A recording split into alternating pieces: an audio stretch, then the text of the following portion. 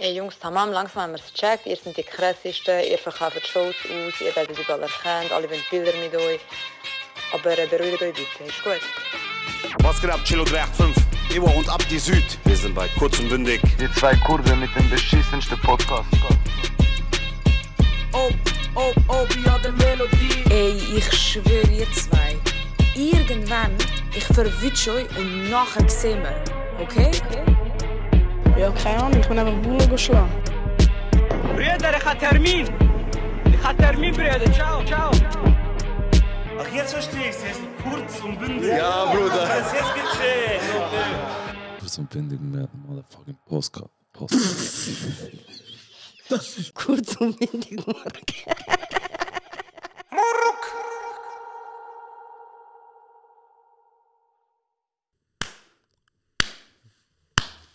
Wer hat dir gesagt, Klatsch? Niemand, Bro. Clap your hands. Lass dir nichts sagen, Bro. Lass dir nichts sagen. Besser. Ja, Mann. Ich bin mein eigener Mann. Eigener Baba-Baus. Fuck, man. Der Capo. Suave, Baby Flow. Flyest Swiss Rapper. Heute zu Besuch, man. Tell him. Der nicht mit Clans diskutiert. Red weiter. Scheiße, man. Live in dem Haus. Endlich, Bro. Es ist lang gegangen. Der Bre ist viel beschäftigt. Jetzt sind wir halt zu dir ins Studio gekommen, Bruder. Zu dir, hi, Bro, tut mir leid. Ich hoffe, du nimmst es böse. Bevor wir da anfangen, Bro, ich habe eine Frage. Was ist das, Bro? Bro, das ist Was ist eine das Maske. Krass, man. Was ist das heute? Cola? Kollagen Boost. Ist das von ihm? Ja. Wie hast du das aufgetrieben? Bro, ich kläre Sachen. Aber ich meine, hast du das von seinem... Er hat es von meinem Säckchen einfach genommen, wie ein Frecher. Was ist? Oh shit. Was ist? Shit. Du bist all about that beauty shit, Bro. Fühl ich. Ja, Bro. Hast du eine Morgenroutine? Ja. Und auch zum Schlafen und so? Ja. So mit Maske und alles? Maske nicht immer, aber so Skincare-Routine habe ich. Ohne Vor Scheiß. dem Abend, ja. Ich habe das Gefühl, das ist ein fetter Scam, der ganze Skincare-Scheiß. Nein.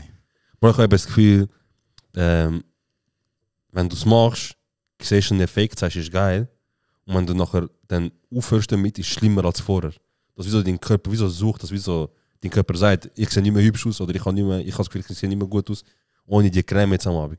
Ist das die Erfahrung, die du gemacht hast? Ha, Bro! Bro, nein, aber ich habe noch nie im Leben so irgendeine Creme gebraucht oder sonst irgendetwas. Du lügst, Bro.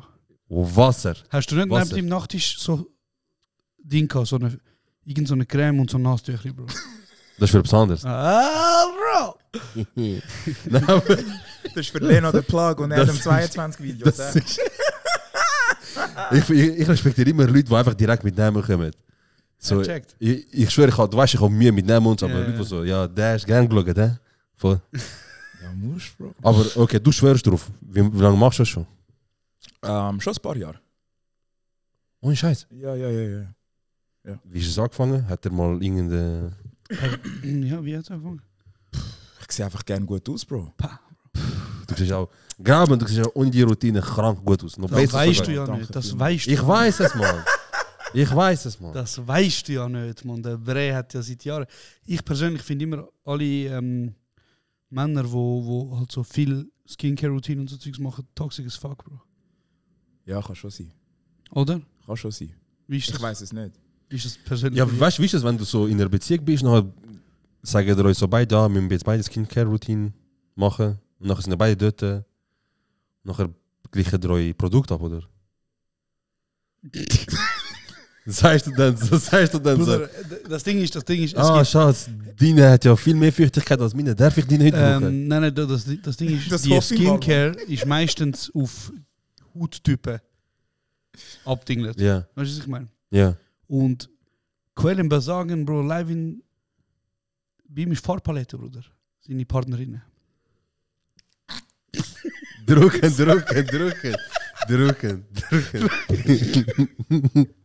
Ja, Vater.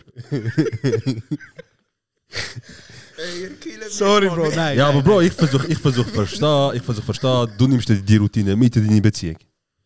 Ja, Bro, oder sie upgradet dich, Bro. Weißt du, was ich meine? Vielleicht hilft sie auch dir, weißt du, was ich meine?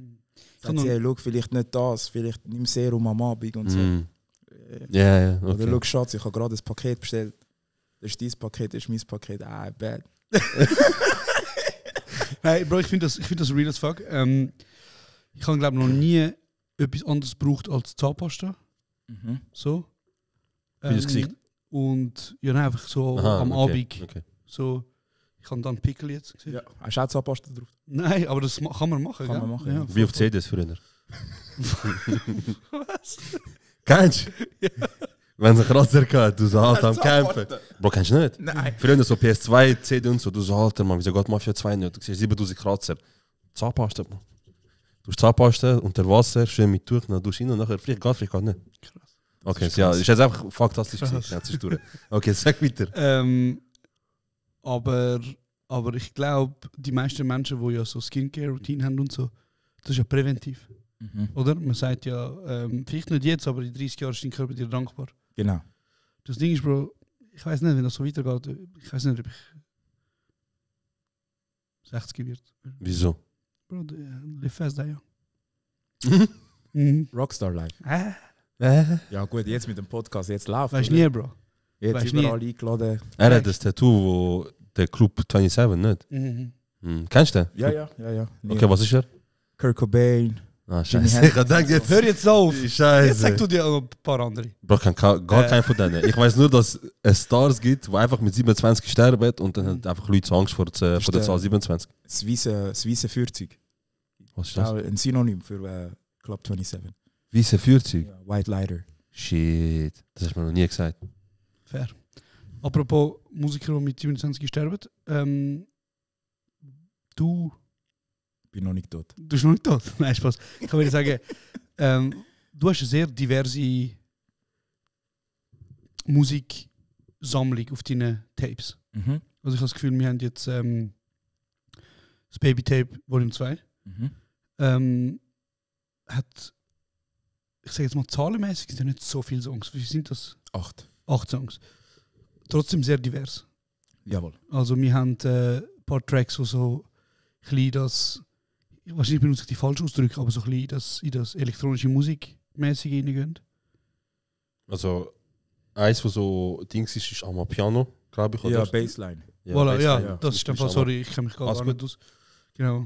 Das geht so, das ist so, ich nenne es Europiano. Es ist nicht Amapiano von Südafrika, aber es hat Amapiano-Vibes und es ist so ein bisschen europäisiert, weißt du, was ich meine? Ja, check it. Genau, und da hast andere Songs drauf. Ich weiß nicht, einer von meinen, oder mein absoluter Lieblingssong. Was denkst du? Euphoria. Nein, aber auch nicht schlecht. Krass, dann weiß ich es nicht. Sagst du es noch? Es ist der Song. Ist es der? Aber du hast jetzt gesagt, das ist nein, es nicht. Yeah.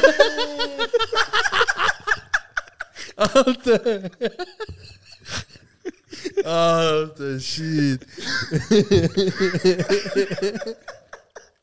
Ich bin einfach mit seinem Flow mitgegangen. Ich so quiet mit dir, Bro, geil, was läuft? Nein, ich habe es ja falsch gesagt, aber der Song. Krass, danke vielmals. Der bedeutet mir eben auch sehr, sehr viel. Crazy. Viel verarbeitet in dem Song. Ja.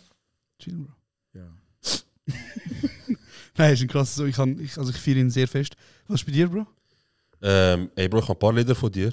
Und ich bin so ein bisschen der... Ich habe mir heute aufgeschrieben. Nein, ich bin so das, was gerade voll rumgeht bei dir, weißt du? Und jetzt momentan, was halt voll rumgeht, ist Toro. Ja. Ich höre die ganze Zeit Toro. Ich habe früher gerne What's Love gelesen. Krass. Bounce ist auch ein ganz guter, Classic. Baby Drill ist ein guter. Geek ist auch geil. Bro, eigentlich alle Lieder, die ich von dir habe, sind geil. So. Aber absolut momentan, wo ich am meisten höre, ist Toro. Danke vielmals, merci. Gern, Bro, gern. Ich glaube, was du auch wieder fragen vielleicht ist, du hast schon verschiedene Musikstile oder einfach nicht nur so zum Beispiel, keine Ahnung, R&B oder ich sage jetzt irgendetwas, du hast verschiedene, hat es einen Grund. Bist du einfach jemand, der sich nicht festlegt, zum Beispiel so, ich bin jetzt ein Rapper und ich gehe auf die Type-Beats, sondern ich mache alles. Bro, ich bin halt sehr ein emotionaler Künstler in dieser Hinsicht. Ich mache einfach das, was mein Gefühl sagt, ist jetzt gerade richtig, habe ich gerade Bock, fühle ich mich danach und dann mache ich das. Und wenn das auf ein Projekt passt, dann tue ich es drauf. So, es ist nicht so eine Compilation von den letzten 10 Liedern, die ich gerade aufgenommen habe. Also oder du bist nicht so, ey Bro, ein Amapiano wäre geil in diesem Album, ein, zwei wäre geil, sondern du sagst wie so, ey krass, ich glaube, das würde zum Amapiano passen, ich gebe mir jetzt das. Es ist so, ey, ich habe die 20 Lieder, ich pick mir den besten roten Faden. Ja. Okay. Oh. Oh, Oh, jetzt hast du gerettet, einfach am Laufen, shit. Krass. Ich habe das Gefühl, ich höre deine Songs so ein bisschen so influence-mäßig. Ich spüre so D'Angelo-Vibes, Andrew VK, aber auch so Dave, weißt du, Ja, UK-Rapper. UK-Rapper. Wo würdest du deine grössten Influences nennen im jetzigen Stand von der Musik? Du veränderst oder du entwickelst dich ja auch mega fest. Und obwohl du vielleicht für viele Leute als Newcomer zählst, hast du ja doch schon ein paar Tapes auf dem Rücken. Du machst schon seit 8 Jahren jetzt. 6 Ja, Jahre? also mein erster Song war Top Boy. Ja, man, ist mit 2000 Töff. Genau. Mm. 2017. Gern. Wir sind auch Gold gegangen mit dem Song. Oh. Der First, dürfen wir ganz stolz sagen. First Release Gold. Sicher, First krass. Release Gold ist Heftig, crazy. heftig. Das ist crazy. Ja, das sind jetzt bis jetzt 8 Jahre etwa. Ja. Und ey, ja, Bro, wir sind einfach am Pushen, Bro. Aber ist das eine dumme Frage, zum fragen, was deine, Meine Inspiration ist, also deine Musicals so? Bro, es ist schwierig, weißt du, es ist sehr phasenweise. Also ich habe Artists, wo ich immer wieder zurückgehe auf persönliche Ebene, weißt du, zum Beispiel ein Kodak Black, sehr persönlich für mich. Ich höre Kodak Black, blöd gesagt, wie zum ein Gespräch führen mit mir selber. Das ist so ein bisschen der Vibe.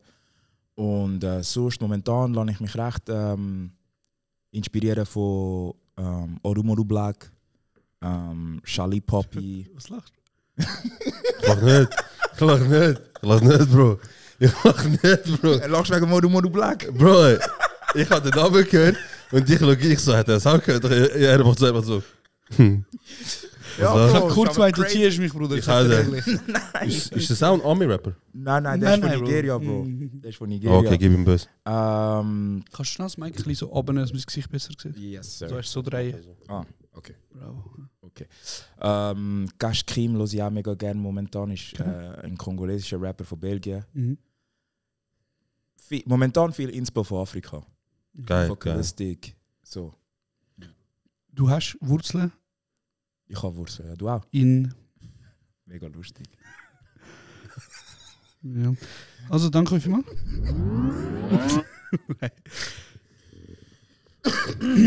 Was für Sprache redest du daheim? Schweizerdeutsch und Englisch. Okay. Meine Wurzeln sind, liegen in Kongo und Südafrika. Ist das eine dumme Frage für dich? Nein. Nein, ich versuche herauszufinden, ob du in Touch oder Nein, Wie- ich bin in Touch mit meinen Wurzeln. und wie fest oder seit wann? Eigentlich seit immer, Bro. Seit immer. Und halt so zur Teenie-Zeiten, also ich bin halt mit meiner südafrikanischen Mutter aufgewachsen. Rede auch ein bisschen Sutu und so. Weil Geil. wir sind immer mehrfach pro Jahr auf Südafrika in die Ferien. So Crazy. 1-2 Mal. Ist doch teuer, der Scheiß, nicht mal mit den Flügen und so. Ja, Flüge schon. Dort wahrscheinlich weniger, aber Flüge Und dann, ja, das ist eigentlich ja die grösste Ausgabe. Eigentlich. forschen mich schon, ja. Das ist die grösste Ausgabe. Aber meine Mom hat alles gegeben, um das möglich zu machen, dass wir dort runter gehen können. Und wo ich nachher wieder Kontakt aufgenommen habe mit meinem Vater, habe ich wie so ein bisschen gemerkt, okay, ich brauche die kongolesische Seite auch. Dein Vater ist geografisch. Er ist Wo? von RDC, Republik Okay. Demokratik Kongo. Und ich wollte halt einfach auch so näher bei meiner Wurzel sein. Dann habe ich auch an meine Kollegen gesagt, hey, schau Jungs, reden mit mir jetzt einfach Lingala. Scheißegal. Wenn ich nicht verstehe, ich frage einfach. Sogar der Giri kann Lingala, Mann, das ist lustig. Wer? Ein guter Kollege von uns, Latino, einfach auch Lingala. Krass. Heftig. Ja, es geht mega um. Viele Wörter Voll. kommen von Lingala jetzt, die im Slang benutzt werden und auch in Deutschland vor allem. Viele kongolesische Rappers jetzt. Ja, so ein bisschen so. Das ist der Vibe. Und du sagst, du bist zwar schon immer gebunden gewesen mit deinen Wurzeln, aber irgendwie in deiner Musik ist es ja viel spürbarer erst seit ein paar Jahren. Ja. Woher kommt das? Man reift mehr. Weißt? Man lässt sich. Bro, das Ding ist halt bei mir so ein bisschen, ich schaue die Welt an, Bro. Und ich bin halt schon sehr einer, der viel überlegt, weißt, und analysieren tut und so. Und ich schaue und für mich ist es nachher so, shit, die haben mich gezogen jahrelang. Weißt du, was ich meine? Ey, das Land hat mich voll gezogen jahrelang. Eigentlich ist es gar nicht so geil, wie es aussieht, oder? Ja. Und dann habe ich einfach den Weg wieder heimgesucht, Bro. Geil. Ja. Geil. Ich habe jetzt vor einem halben Jahr ein Doc angefangen, wo ich auch in meiner Heimat oder in der Heimat von meinen Eltern. Ich habe gesehen, die Story, gell, wo Voll. man in den Bergen oder so. Voll, Bro. Und es ist einfach, ich habe das Gefühl, reif ist ein gutes Wort. Ich glaube, je älter man wird und je mehr man in Touch ist mit seiner Kunst als wirklich als Filter oder als Ventil, desto näher wird man irgendwie sein. Weißt du, Bro, wir haben einfach, oder viele Menschen haben einfach keine Geschichte zum Erzählen. Oder haben die Einflüsse nicht in sich drin. Und darum tut sich oft ihre Kunst auf so gesellschaftskritische Themen oder was weiß ich drehen. Aber darum finde ich es immer so interessant, wenn man wie so Teile von seiner Wurzel, von seiner Herkunft kann auf einmal in seine Kunst verpacken. Weil ich habe immer so gesagt, Bro, als ich zum ersten Mal, also ich bin sehr spät erst auf Kurdistan, auf Dersim gegangen. Ich bin, das war 2-3 Jahre gewesen. Und ich habe dort erst gemerkt, so, in der Schweiz hatte ich wie so mein Wohnzimmer gehabt. In meinem Wohnzimmer war so ein Vibe gewesen. Und sobald ich außerhalb war, ist ein ganz anderer Vibe gewesen. Dann bin ich so in der Schweiz, oder so. Und als ich auf Dersim bin, ist mein Wohnzimmer auf einmal grösser geworden. Checkst du, was ich meine? Ja. Du bist daheim gewesen. Auf einmal, Bro. Und ich bin noch keinen Tag vorher dort gewesen, aber ich bin auf einmal daheim gewesen, Bro. Und das ist crazy. Ja, aber vor allem, darf ich fragen, bist du mit beiden Elternteilen aufgewachsen?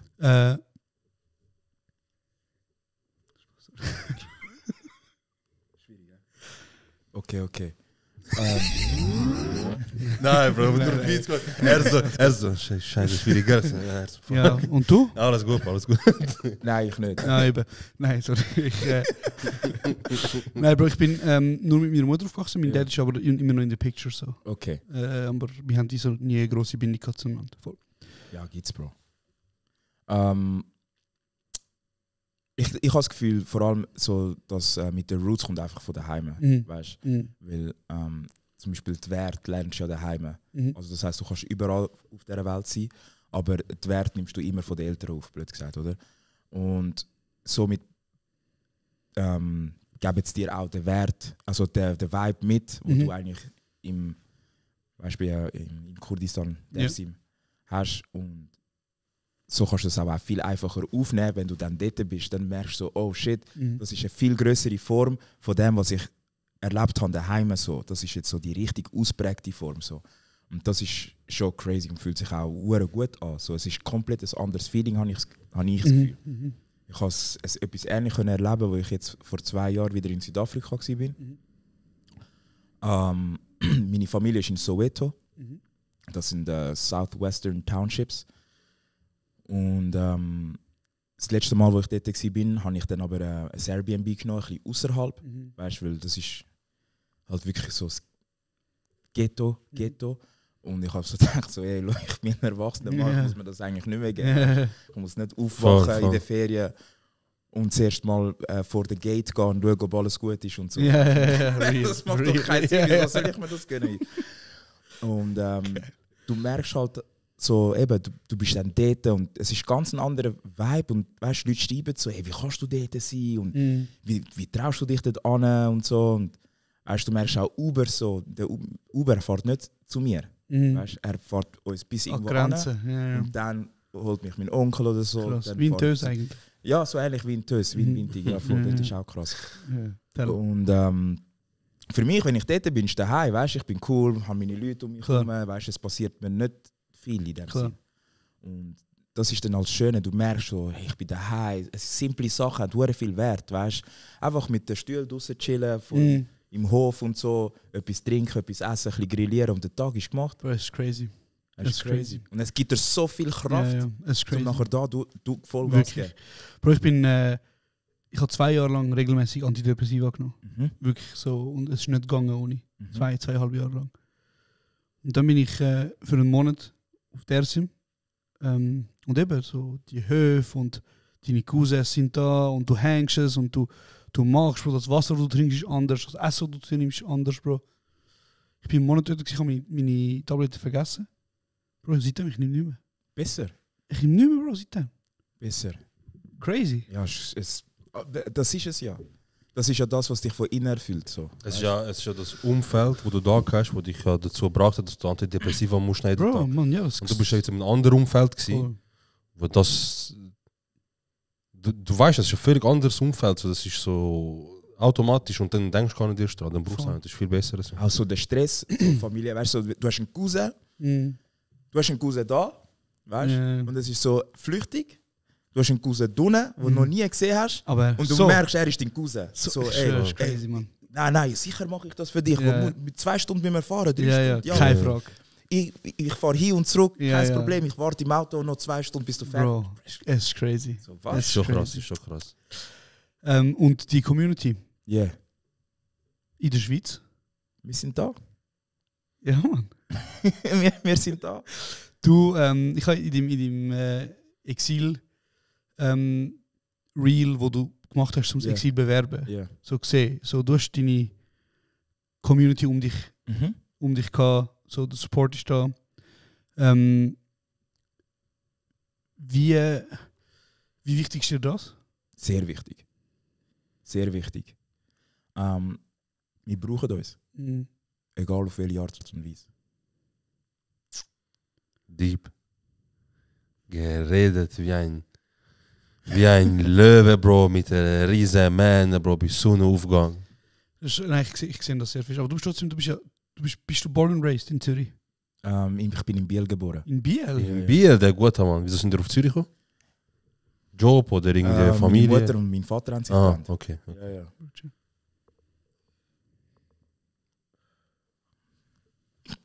Nachher ist besser gewesen. Die Schweiz ganz verloren, einfach auf Zürich kommen. Aber dann 2 Sachen. Der Leibin ist mad lustig, Bro. Jetzt, du bist ein bisschen zurück, Bro. Du bist media-trained, Bro. Das ist es. Ich habe viele Interviews geschaut auf YouTube. Ja. Er so, bevor er da reinkommt, er so, how to interview. Bro, Leute haben mir sogar gesagt, sie so, hey Bro, ich bin kurz und bündig, musst dann schauen, ich kann mit Sachen hinterführen, du musst ready sein. Ich so, mach dir keine Sorgen, Bro, ich gehe da nicht chilling, Bruder. Entspannt, Bro. Aber komm raus aus der Reserve, Bruder. Ich habe keine Reserve, Bruder. Okay. Wie lange geht ihr eigentlich einmal runter, wenn ihr runtergeht? Oder wenn ihr in die Heimat geht? Bro, also letztes Mal, wo ich war, ich habe 1 Monat unbezahlt genommen.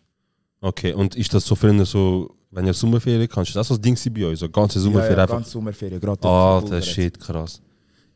Was hast du so für Erinnerungen von Kindern oder Teenagern, so von Ferien in Dunne quasi? Bro, für mich, wenn ich an das denke, für mich ist 80% von der Zeit dort einfach nur mühsam gewesen.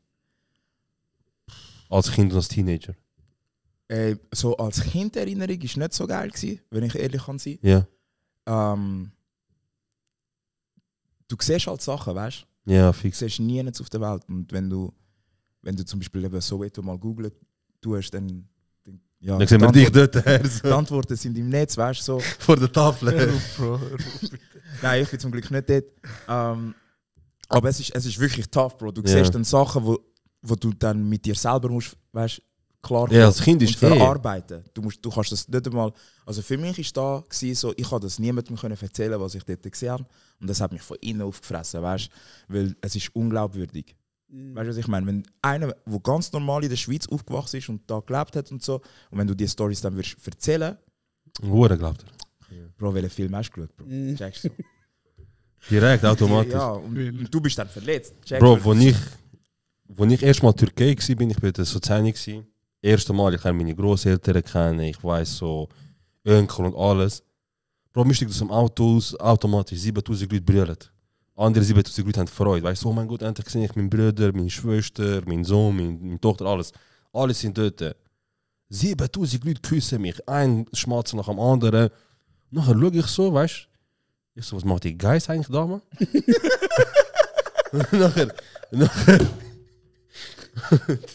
Und nachher, mein Großvater so, nicht, weißt du? Der wird nachher gegessen, ich so, wie gegessen, G. Und in dem Moment, er so, bis mir laut schüttelt sich im Kopf, ich bin 10. Schock, Bruder. Ich habe bis ich 16, 17 bin kein Fleisch gegessen, Mann. Ich habe die Geister sterben gesehen, Bro. Ein Jahr später haben sie wieder einen Geist geholt, ich habe die wieder reden, Mann. So, komm, gehen wir zusammen. Bro, ich mach auf, ich schwöre, ich mach so, ich so, verpiss dich. Schau nicht zurück! Bro, ich so, verpiss dich. Ich so, verpiss dich, G, weißt du? Hast du ihm G gesagt? Ja, ich so, gone, weißt Also, hey, go! Ich so, gone. Und nachher macht er so 3-4 Schritte nach meinem Großvater, hey, wo gehst du? Hat er ihn so, sagst du, will abhauen? Ich so, ja. Und dann geht er in den 3. Stock, bringt er ihn durchs ganze Haus, bringt er ihn auf da. Hey, nein. Also, befreien jetzt von da. Bro, ich bin dort, ich habe befreit. Ich so, look, Bro, du hast dir Schee, gump aber von da, ganz ehrlich. Aber ist fein gewesen? Nein, Bro. Bro, es hat noch Geist geschmeckt. Ja, Durch und durch. Ich sag dir ehrlich, ich habe lieber dort mitgeholfen, Ja. als Hühnerjagen, Bro. So, weißt du, wenn du sie musst catchen und so. Bro! Musst du so nah Hast du schon mal Hühner gejagt? Nein, Bro. Bro, die attackieren dich, man. Die attackieren dich, weißt du, schlimm. Das war mir zu blöd gewesen. Schon so kleine Kinder. Der Bro ist erwachsen, Bro. Lass ihn nicht raus. So, ey, sicher nicht dem Chicken dort nachrennen, Bro. Ja. Dem Chicken Nora und den nachher essen? Niemals. Bro. Bro. Ich habe noch geschwitzt für das und so, hör doch auf. Lieber Kraft, weißt du, so hebst du nicht Geist dort. An den Füßen musst du heben. Bro, 2 Heben und Füße, 2 Dössi, 3 Denum, nachher bis Milan, dann gut ist, man. Gut ist. Geil Shit. Gut, du hast vorhin von kritischen Fragen geredet. Du weißt, der Serro und ich, wir respektieren deine Musik und deinen Hustle aufs Extremste. Oh, das ist kein guter Anfang. Nein, ich sag dir einfach, das zum mal den gemeinsamen Boden machen, Bruder. Das heisst, wenn wir dich jetzt fertig machen, Nein, wenn wir... Es basiert immer auf Respekt. Nein, es gibt viele Schweizer Musikerinnen oder Musikerinnen allgemein, die ich nicht respektiere. Ich auch nicht. So, ganz Ja, wer? Das darfst du nicht sagen. Jetzt, Nein, jetzt hast du schon einen drauf, Bro. Bro, respektieren. Und respektiere heißt nicht, dass du die Person hatest. Nein. Das ist doch schön reden, weißt du?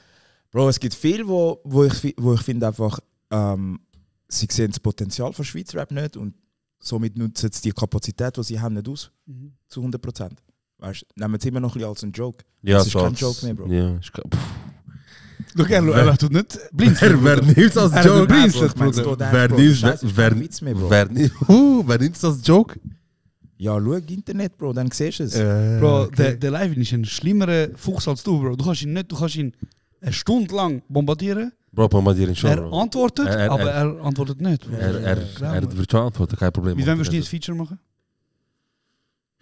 Mit einem Clown. Ja, Bro. Hör auf für ihn antworten, Bruder. Du schaffst mit mir, Bro. Bro, aber jetzt kannst du sagen... Krass, man, eine gute Handcreme, Alter. Was? Scheiße, Mann. Scheiße. Dings. Söder, Bro, die habe ich... Die ist teuer, Bro. Söderseife und so ist teuer. Ja, die habe ich mitgenommen. Crazy, Da, crazy, kannst du auch benutzen, crazy. Bro. Nein, ist gut, Bro. Schon gut, wir teilen, Bro. Wir sind ja die Heime, Bro. Mika oder Suka. Nein, also schnell zum Ding aufklären. Wir teilen ja unser Studio. Genau, wir sind da in einem grossen... Der Creative Space wird teilt. Unter anderem eben mir als kurz und bündig und der Livin macht auch da seinen Shit, darum kommen die Witze mit. Wir sind in deinem Studio. Er wohnt auch da. Genau. Auf Instagram könnt ihr ja schauen. Er Aber postet, bekommen der so guten Morgen. er postet auch. Und bei Hook tue ich gar nicht duschen. Ja, ja. Und beim Young Eye tue ich Zähne putzen. Creative Space, Bro. Creative Alle Space. füreinander da. Geil. Nein, also gut, du willst nicht beantworten, wer du einen Clown findest. Eben, Hast du mit über den Beef? Sag mal ehrlich. Nein, Bro, ich habe keine Zeit. Nein, weil... Du weißt die Antwort. Ja, aber Bro, sind wir doch ehrlich. Sag mir ein Beef da, wo jetzt wirklich etwas gebracht hat. Weißt du, wenn wir zum Beispiel schauen im Ausland, Kanye West, 50 Cent, Bro, dort ist um Verkaufszahlen gegangen und push. Checkst, wenn irgendetwas passiert, Bro, sogar fucking Influencers, so Wo Wiki und da die Cash Me Outside, Bro, Oh, ja. sogar die machen Bands, wenn sie beefen. Weißt du, was ich meine? Da machen wir gar nichts, Bro. Wir investieren Kraft, Zeit und Aufwand für einen Minusertrag. Ja, aber Das was habe ich ist, wenn es um deinen Standpunkt geht? Wenn du willst einfach zeigen, dass du im Recht bist? Ich habe keinen Bro. Bist du Paddy? Ja, Ja. ja, Was ist Schon, das so ja. nachtragend? ja. Ah, okay. Ich bin sehr Perry, Bro. Ich bin Sehr Perry gut. Motherfucker, Bro. Okay, aber das heißt eben, wenn es mal Beef für geht, das heißt, du wärst easy nachtragend. Ja. Das heisst, du wirst auch 3 Jahre später noch dies raushauen, oder nicht? Ja, Bro, wenn es genug wichtig ist. Okay. Bro, der Levin hat ein Death Notebook. Er schreibt sich den einmal auf, Bro. Jeden Abend vor dem Schlafen. Er schaut, also, du hast mich gecrossed. Du hast mich gecrossed. Die sehe ich auch noch. Einer geht Rangliste runter, Bro. Du hast Der den nächste. ersten Platz hast verloren. Du bist jetzt nur Jetzt noch jetzt. auf dem 3. Du Loser. Der 4. kommt die nächste rauf. Hey, nein, Bro. Nein, Gut. aber ich bin wirklich, für mich ist so, ich sehe einfach ein anderes Goal, Bro. Ich sehe Schweiz Rap international. Wir haben Potenzial in Holland, wir haben Potenzial in Deutschland, weißt? Und wieso auf so Bagatellen sich fokussieren? 100%, ja. Aber manchmal sucht der Beef auch dich. Du musst mal selber suchen, auf das dich jemand. Ja, Hat schon mal jemand dies? Bro, es sind Es viel hat mich krass. viel haben mich dies, Bro. Ohne Viel- Scheiß? Ja, Bro. Im Cypher, ich bin... Also das Jahr auch? Nein, das Jahr nicht. Nein, das Jahr nicht. Jetzt Ah, ist ja. er fertig.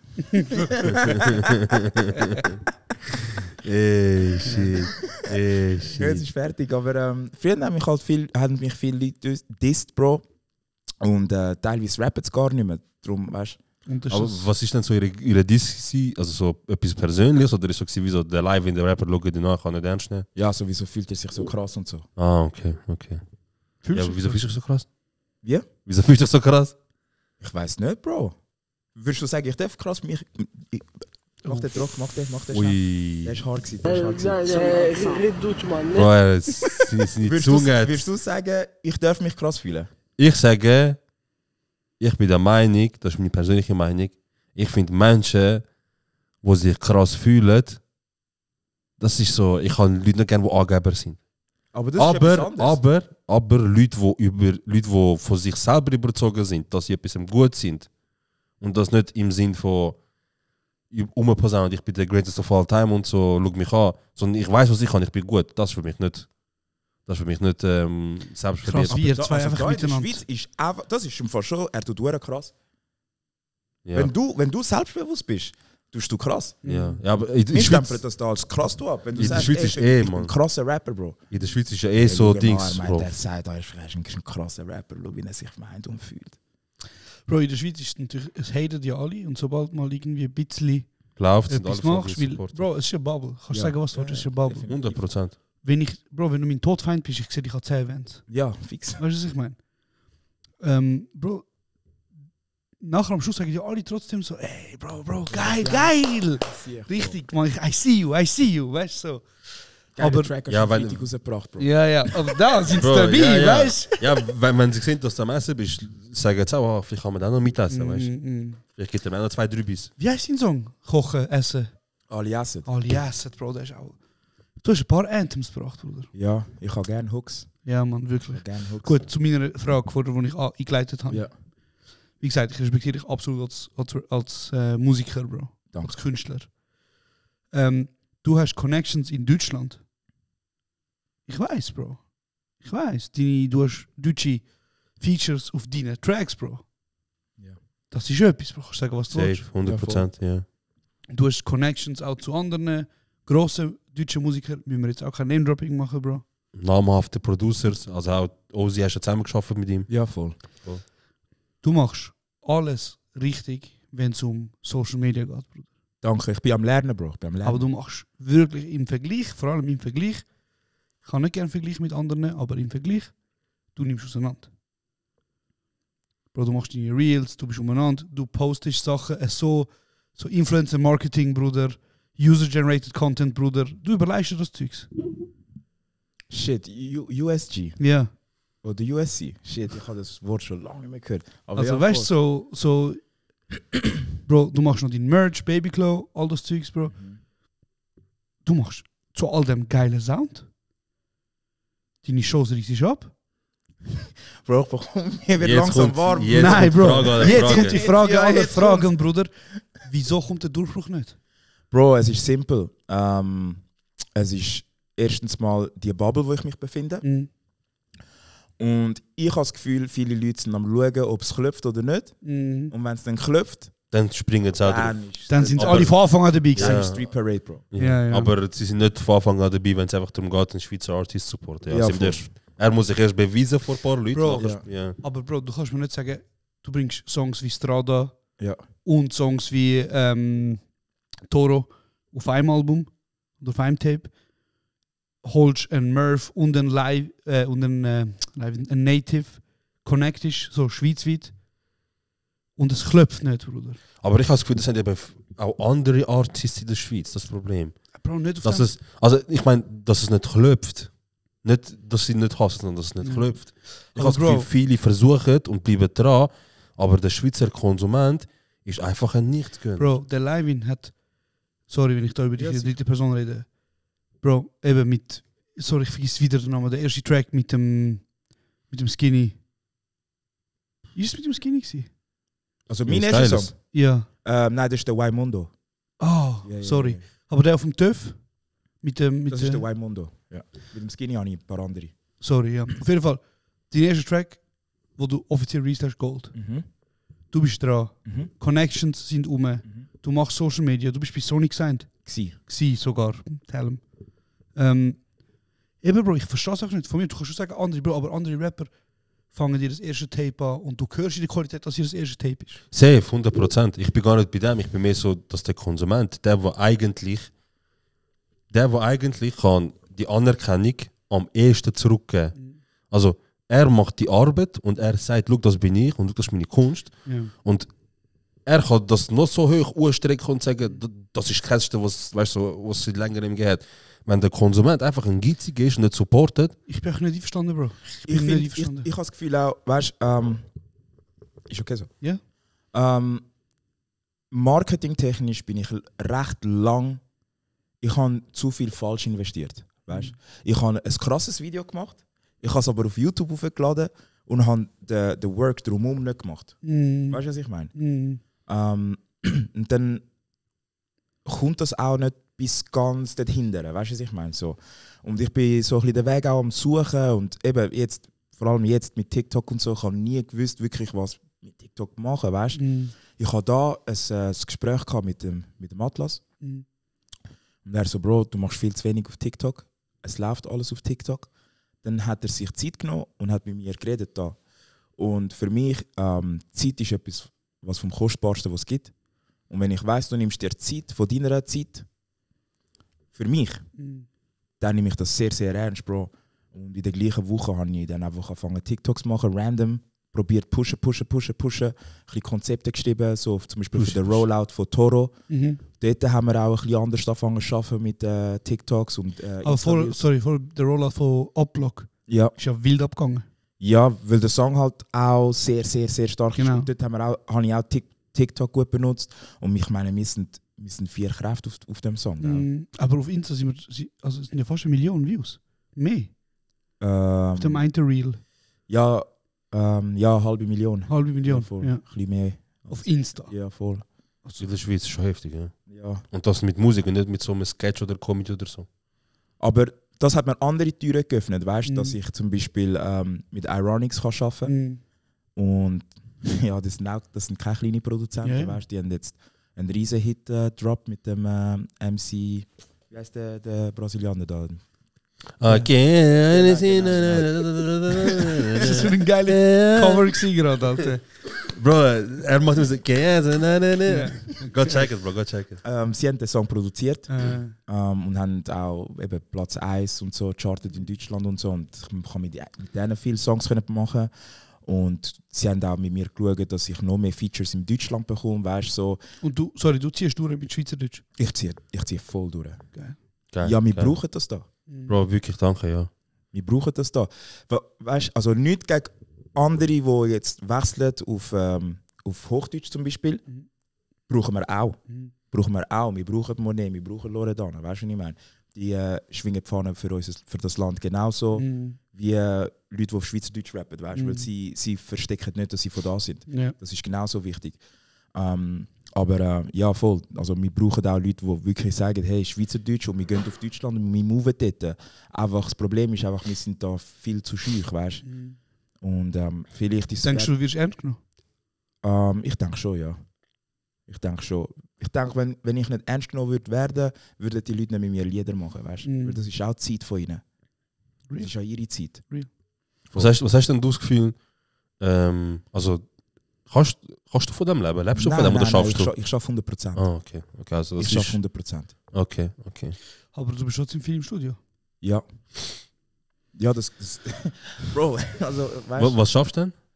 Backoffice, Bro. Okay. Ja. Das heisst, hoffentlich, sagen wir in einem Jahr frühestens oder in 2 Jahren, wenn wir mal wieder zusammenhocken, also dann kannst du sagen, ja, damals habe ich Backoffice geschafft, jetzt lebe ich von dem, was ich mache. Wenn das das Ziel ist, Bro. Ja, also ich wenn Inch, Bro, in 2 Jahren schaffe ich nicht mehr. Nicht mehr, Stimmt. als Angestellter Ja. irgendwo. Oder vielleicht, wenn ich das will, einfach sicherheitstechnisch so 50%. Weißt, Voll, dass Fix- irgendwo deine Fixkosten, Fixkosten kannst ja, decken, voll, ja. Aber wenn du 2 Tage, 2,5 Tage musst arbeiten, Bro, das ist auch, das handelt dich auch, weißt du? Das fickt den Kopf. 2,5 Tage. Ich habe das Gefühl, Ja, ich habe also- das Gefühl, 2 Tage arbeiten ist voll easy, man. Ich habe das Gefühl, das, bringt dir schon das etwas. behaltet dich humble. Das Bro. meinst du, das handelt dich. Ja. Also, hey Bro, es kommt immer darauf an. Ich denke einfach, wieso, es geht ein bisschen ums Ressourcenmanagement. So, dann bist du halt nicht 5 Tage oder 7 Tage in der Woche als Rapper unterwegs. Aber vielleicht kannst du deine Energie als Musical Director irgendwo einsetzen. Oder du kannst deine Energie einsetzen als Strateg für andere Musikschaffende. Mach ich auch jetzt. Voll, aber ich meine, wieso langfristig? Also, weißt du, so wie Ja, also das Ding ist halt, weißt du, wir haben den Markt noch nicht. Es ist kein Business Case. Weißt? Wenn ich jetzt würde sagen, hey, ich mache Artist Development für dich, das ist kein Business Case. Dann also Aufwand und Ertrag stimmt dann überhaupt nicht. Wir schreiben dann immer noch rot. Also ich schreibe dann rote Zahlen. Ja, aber es gibt keine in der Schweiz. Oder? Vielleicht 3, die das nicht macht. Ja. Und darum ist so, ich helfe gerne in meiner Freizeit, wenn irgendjemand Fragen hat und so, kommen sie vorbei, Leute mit telefonieren, wir tauschen uns aus. Genauso wie es viele andere mit mir gemacht haben und mit mir machen, weißt du. Und das langt eigentlich schon, weißt du. Weil ich meine, wenn wir jetzt ehrlich sind, Schweizer Rapper müssen mal schauen, dass sie alle TikToks machen, Bro. Weißt du, wir müssen mal bei simplen Sachen bleiben. Checkst du? 70% finden es immer noch uncool, ihr Lied promoten, Bro. Was? Voll, steckst so viele Stunden Energie, nachher schämst du aber das der Öffentlichkeit zeigen. Ja, Bro, like, what the fuck? ja fix. Bro, wenn du nicht deinen eigenen Shit fühlst, wieso soll das andere fühlen? Wer soll es denn fühlen? Und wenn du es nicht pushst, wieso hast du so eine arrogante Haltung und hast das Gefühl, jemand macht es für dich? Ja. Das ist doch frech, Ja. Mann. Hast du, jetzt so aus dem Nichts, hast du ein Feature mit dem Pronto, Bro? Wir haben früher Songs gemacht, es hat eine Phase gegeben, Wo du zusammen geschafft hast? ja, wo ich viel Studioerfahrung konnte sammeln. Ich habe bei Samsung gearbeitet. Ja. So, das ist nach der Lehre einer von meinen ersten Jobs gewesen. Und dann hat mich mein Chef gekündigt. Er hat, aber weißt du, so geil. Es ist eine geile Story. Er hat gesehen, Bro, das ist dort, wo ich voll zugenommen habe. Ja. Wo ich dann im Lines bin ich voll durchdrehen. Er hat gesehen, es geht mir nicht gut, Bro. Und ich bin so in einem depressiven Space gewesen, weißt du? Und er hat dir die 3 Monate gegeben, quasi? Nein, Bro, er hat mich gekündigt. Er so, yo, er war auch an der Listening von Top Boy, weißt du, und so Premiere und so. Und er hat voll supportet, weißt du, und er hat gesehen. Und er so, look, wir kündigen dir, anstatt dass du kündigst oder dass du irgendwie, weißt du, und dann. Raff. Der Gute. Ja. Und ich so, I bet, weißt du. Im Geschäft hat er mir natürlich nicht so können sagen, aber dann habe ich den Plan schon gecheckt. Und Bro, dann habe ich Kaputtsport gemacht und habe Vollgas gegeben, Bro. Vollgas gegeben. Und eben mein Chef hat mich gekündigt dort, Bro. Und die hat dann nur mich auf Musik fokussiert. Und dann hast du dort ein paar Sachen mit dem Pronto zusammen gemacht, oder? Und dann bin ich viel auf Biel gegangen. Ja. Zu meinem Vater. Ja. Und der Pronto ist in Solothurn. Ja. Und dann bin ich in der Native von da in Biel. Und dann bin ich viel mit dem Native im Studio. Und bin auch recht oft zum Pronto Studio. Okay, aber es gibt einfach noch keinen Song. Nein, ihr du zusammen sammelst released keinen habt. Song, Okay. aber ich habe viele Erfahrungen können sammeln. Okay. Ja. Okay. Also kommt noch vielleicht etwas in Zukunft, oder? Also wir haben keinen Song. Also wir haben jetzt keinen Song miteinander. Aber was so was Zukunft bringt, weiß ich nicht. Okay. Aber du wärst offen so zum... Ja, safe. Okay. Stabil. Wir haben vorhin über das geredet und Zero ist ja der Meinung, oder verfechtet ja die Meinung, dass das wie so viel an der Audience liegt. Am Konsument, ja. Am Konsument.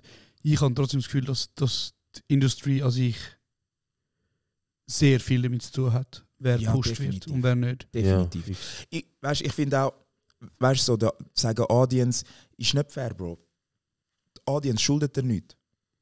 Sie haben keine Schulden bei dir, Bro. Es ist nicht so, als wäre es so, ja, scheiße, Mann. Wegen euch läuft mein Sound nicht. Der Fehler ist immer bei mir. So, entweder ist mein Marketing-Game nicht on point, oder die Songs sind nicht on point, oder mein Timing ist nicht on point. Es muss an mir liegen, okay, irgendetwas. Aber weißt du, ich sage ja, Bro, zum Beispiel, eben, das Babytape, Bro, das besteht nicht aus cringe Musik. Yeah. Weißt du, was ich meine? Es gibt Schweizer Musik, die cringe ist, Bro. Aber du kannst den Sound pumpen mit Fenster du im Auto, Bro. Ja, voll. Weißt du, was ich meine? Yeah. Und Leute würden sagen, wer ist das? Voll. So, auch wenn sie sich nicht kennen, Weißt, wenn sie nicht wissen, wer du bist, was du machst, whatever. Und darum, also weißt du, ich rede auch schon nur von einer musikalischen Reife, wo das hat. Von einer Qualität, wo das hat. Ob du Rap fühlst oder nicht. Wenn du ein kleines Verständnis hast für Musik, Bro, es gibt gewisse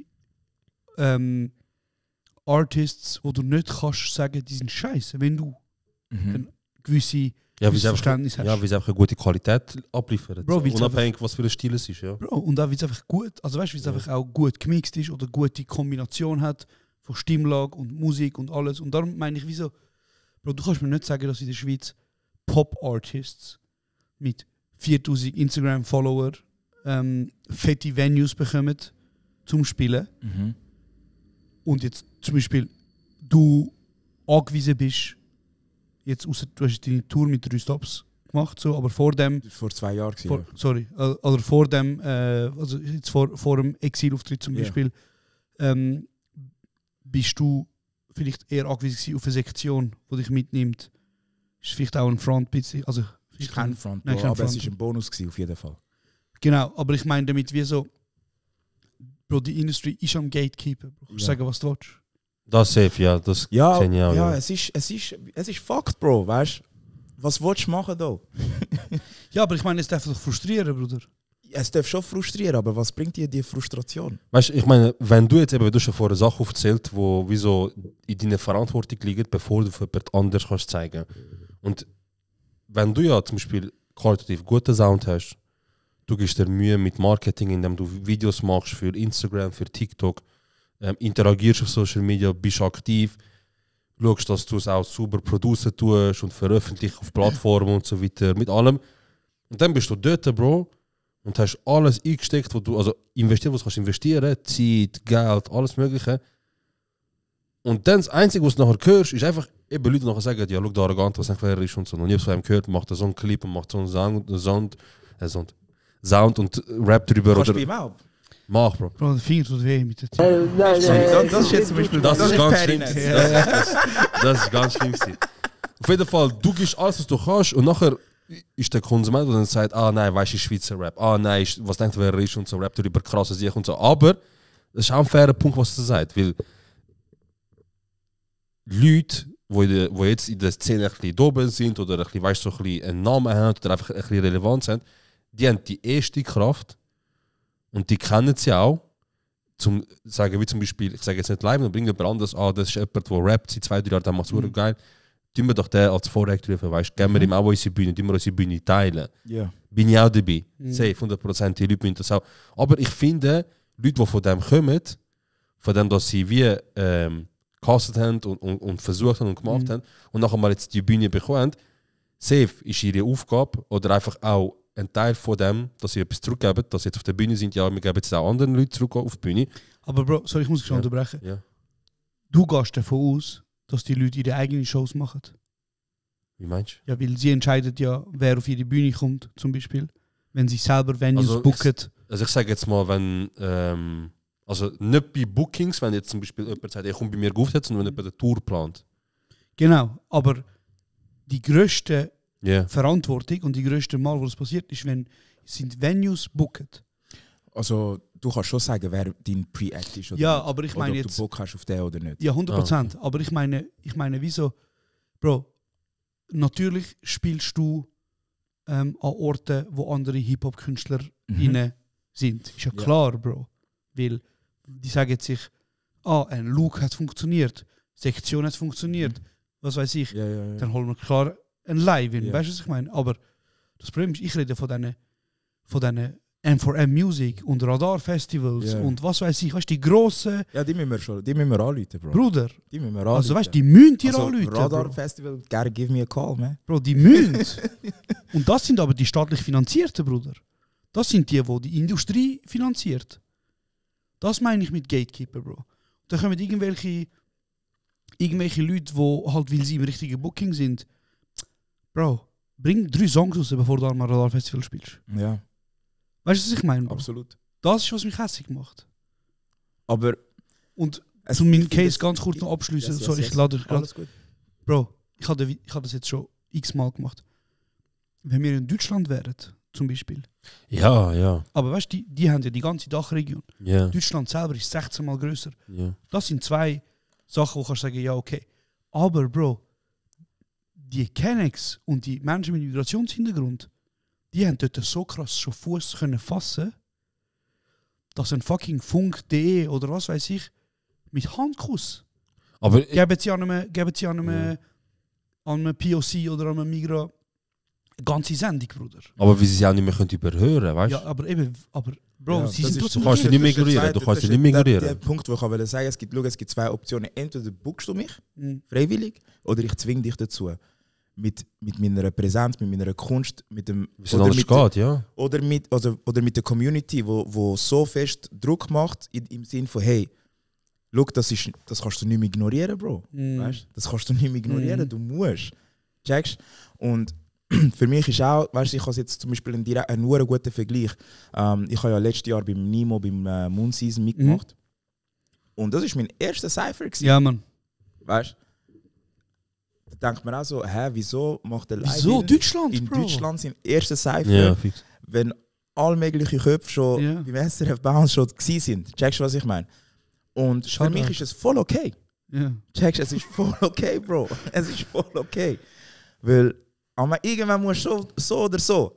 Checkst du, wenn es nicht heute ist, ist es morgen, Bro. Ja, aber ich sage einfach, es frustriert, Bruder. Es 100%, frustriert, ja. aber ich kann das nicht mehr... Weißt du, ich kann mich nicht mehr von dieser Frustration lenken lassen, Ja. Bro. Weil sonst... Weil er von sich selber überzeugt ist. Ja. Nein, Bro, aber ich check's ab. Ich meine, ich mache jetzt nur so den Case mit uns, Bro. Wie viele Leute, die einen Podcast haben, einen mittelmäßigen Podcast, haben Stages bekommen, 2 Jahre bevor wir bekommen haben? Ja. Bro, das beste Beispiel ist ja immer noch, die Location in Winter. Ja, ja. Das ist das beste Beispiel. Bro, es gibt so eine Location in Winter. Ich habe es in einem Podcast auch schon mal nochmal erwähnt und so. Und ganz am Anfang, wo wir unsere erste Show wollten spielen, haben wir gedacht, hey, weißt du was? Location in Winter. Wir sind von Winter, die ist eine bekannte Location und es wäre auch ein Traum von uns, eines Tages dort zu spielen, weil es ist auch so ein bisschen, wenn du dort im Winter Bro, spielst... Heimspiel, Bruder, Heimspiel. Ja, es ist Heimspiel, aber es ist auch, weißt, wenn du dort im Winter spielst, ist es wirklich so, das ist kein System Dann hast du Winter erreicht quasi. im Winter. Ja, quasi so. Wir wollen ein Statement setzen. So, wir fragen da, wir kommen gerade Info über, hey, zu eurem Glück, die Location ist gerade auf der Suche nach jungen Leuten, die etwas drauf haben, die etwas können, die einfach etwas machen wollen. Sie wollen die Plattform und die Bühne bieten. Bro, wir haben uns sehr gefreut. Angefragt.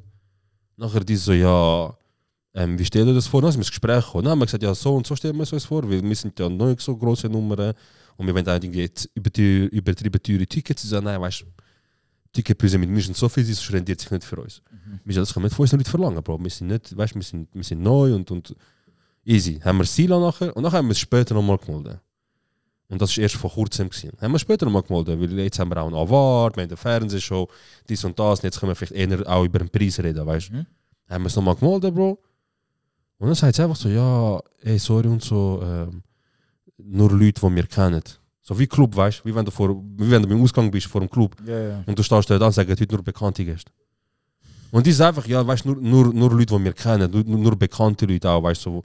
Dann ich schaue auf ihrem Teil, Bro, ich schwöre auf alles, etwa die Hälfte von dem, der dort etwas macht, haben vor nicht einmal einem Jahr etwas angefangen zu machen, im Allgemeinen.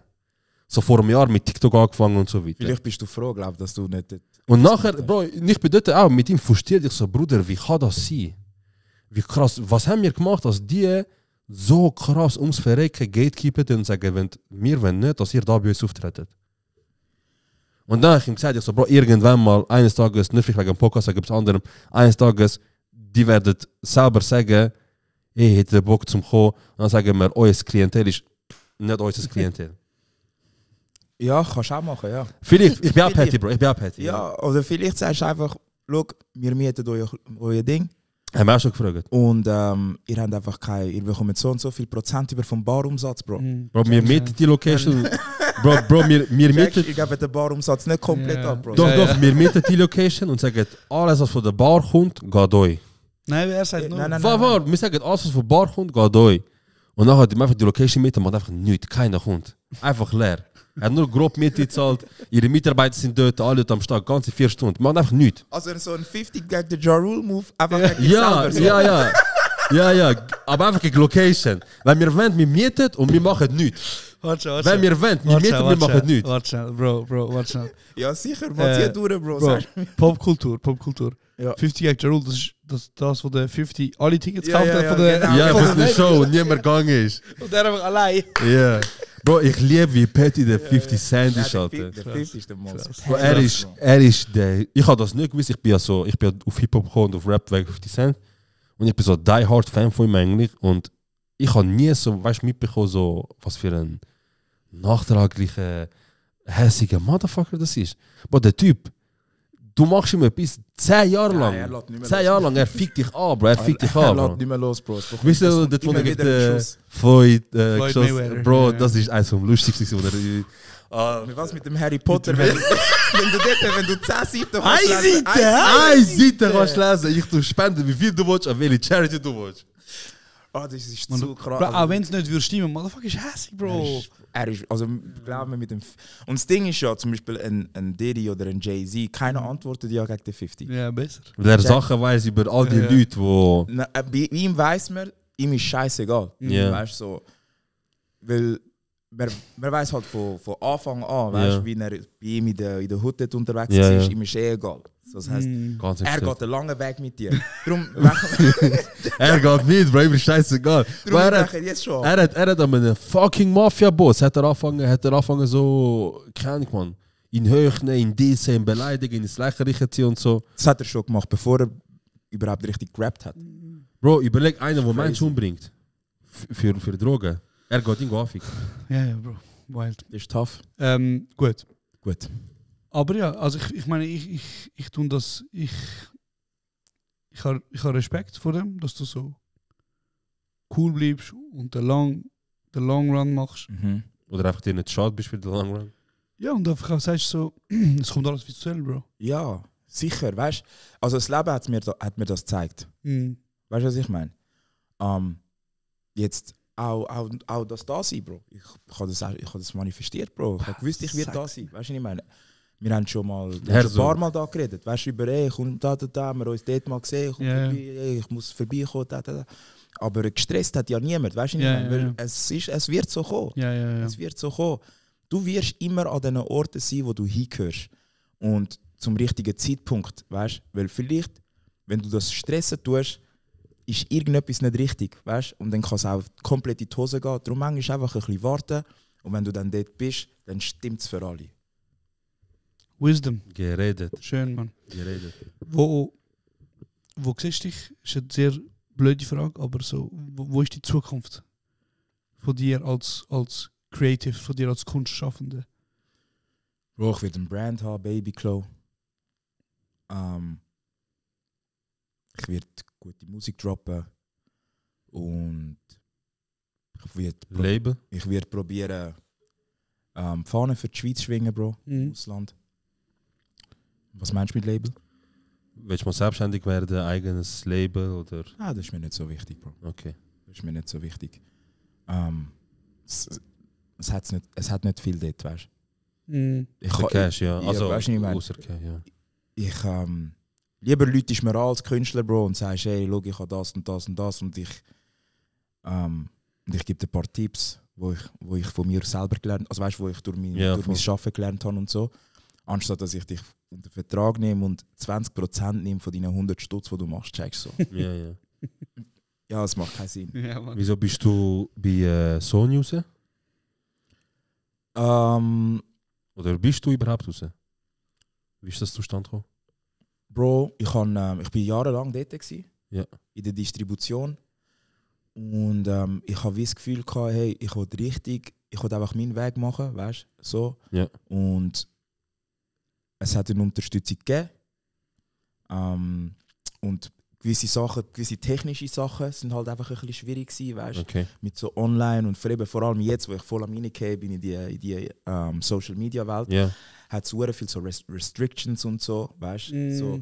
Und das ist mir Wo darf dein Sound gespielt werden, wo so, nicht. so, weißt du, mit den Lizenzrechten Voll, und so. Aber ich Das habe ist eigentlich blöd. einen Song von dir laufen am Schluss, aber ich habe gedacht, wie Sony tut sehr blöd, Bro. Ja. Aber in dem Fall ist es gar nicht über Sony released. Doch, okay. das ist über Sony's routed, aber es sollte schon spielen Okay. können, das ist kein Problem. Ich habe einen Vertriebsstil. Okay. Ja, ja. Gut. Und ja, jetzt ist halt einfach alles ein bisschen nicht. Es ist immer einfach gewesen, weißt du, es war nicht ein strenger Kontakt gewesen, es war easy gewesen, sehr chillig und so. Aber weißt, es ist einfach viel flexibler jetzt, weißt, es ist mit weniger Richtlinien verbunden und so. Es ist eigentlich mehr der Aspekt, weißt. Ja. Und ja, ich bin auch offen für neue Sachen, weißt, je nachdem was kommt, und bin auch schon in Kontakt gewesen mit ein paar Leuten und mal schauen, was auf mich zukommt, Bro. Weißt.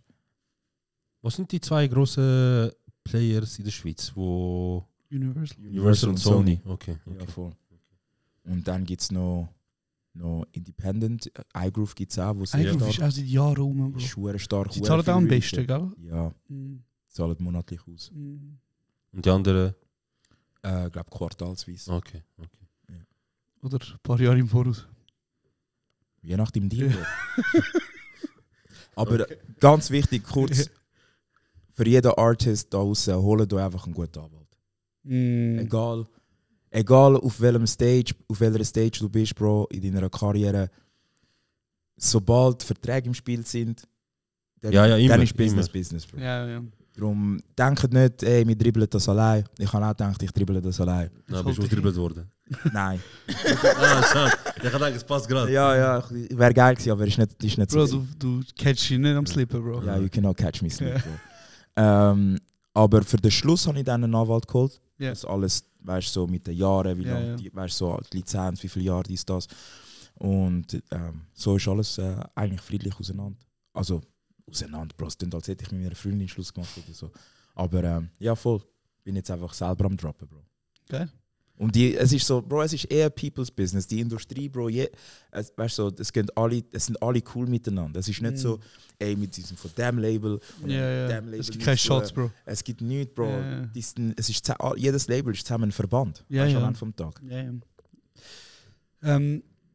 Wann hast du gewusst, so, ich mache Musik?